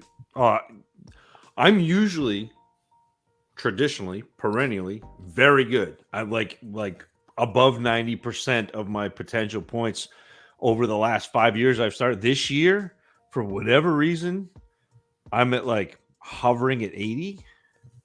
Like, it's been bad. Yeah. And I've been helping my father-in-law start his lineup too. And he's like, I have more points on my bench this week. Again. And I'm like, yeah, you and me both, bub. Clearly, someone's not learning a lesson. No. Shout out all the rebuilding managers who acquired Brock Purdy from waivers today and flipped him for a third. Solid move. So many, Yep. like almost full fabs because people saved it into the end and they're like, well, might as well just use it now. Yeah. Don't yards per carry me, bro. Facts. Don't yards per carry me, bro. If you teared down Lamar to Lance, would you need? What would you need on top? What would you? Sorry, what Two firsts. you need on two top of firsts, Lance? I don't think anyone St. does Brown. that. That's a significant teardrop. Like, yeah, I won the full value of Lamar almost. But yeah. Is Zach Wilson that much better than Andy Dalton? He's that much worse. Andy Dalton has actually been a starter in this league for multiple years. Zach Wilson has been a starter in this league. league. Used to throwing what's really shade funny, at Eli Manning's and Andy Dalton's. It's like that was the pretty good. definition of mediocre. That was the problem. He was too okay. Yeah, he's not bad. He's just not good. Too okay. Zach Wilson is bad. It's like, what? I think that's in response to you having a video of him drinking hot sauce. I do. I was spoiled by Jameis. That's sad, but agree. Deadpool, 12-team, 1 QB, start 8. Would you trade the 101, the 110, the 112 for Hurts and Pitts? One quarterback? Yes. No. One quarterback? No. 101, 110, 110. Bijan Robinson plus for Pitts. And no, that's too much. No, probably not. Have a good night, guys. You'll teach me a lot. Thanks, Lakers fan. I hope we also just entertain you at some point, because we are not teachers. But thank you. Open 24 hours. Rookie tight ends hitting this year. A little bit. How much staying value do you think Deluche, Otten? Oh, if you're including Otten, yeah, you're way off. Chig. There are two. It's Deluche and Isaiah Lakely's been interesting. I think Otten's kind of it's an okay profile, and I think that's kind of a one-game thing people are reacting to too strongly. Bellinger, like, again, I don't think he has the upside, but he might be a consistent streamer guy. McBride has been disappointing, but it's still early for a tight end cycle. It has been a good rookie class, though. That's what a good rookie class of tight ends look like. How much staying power? Again, I think Deluche is making a really strong case to become at least one of those streamable, they're decent top 12 kind of players in value, if not in points sometimes. Otten and the rest, I think I'm below average on by the look of it, apart from McBride. I think if Likely isn't on your list, then he's probably the undervalued guy that I would be more interested in. And again, Mark Andrews is great. Don't get me wrong. Like, I don't see the path, but I think he was pretty good in college, and he had a few games here where the opportunity was available, and he took advantage of it. And I want to remember that. Don't jump though out on rookie tight ends, because that's not a thing. Like, rookie tight ends don't hit generally. Mostly in the second year. I know Freiermuth is the second coming of whoever you want to throw out there, but like, I'm done with it. I'm done telling you. You can just remind me of it after you already know. Okay, like, I know he's good. I know he's good, but McBride is the guy out of that group that I still want, and I agree with you on Likely. Likely's been good, but I think Dolchich is the one who should have value right now. And the others I'll probably trade at the market value. McBride is not valued, so I'm interested. And Likely's I think people might have forgotten. Joe!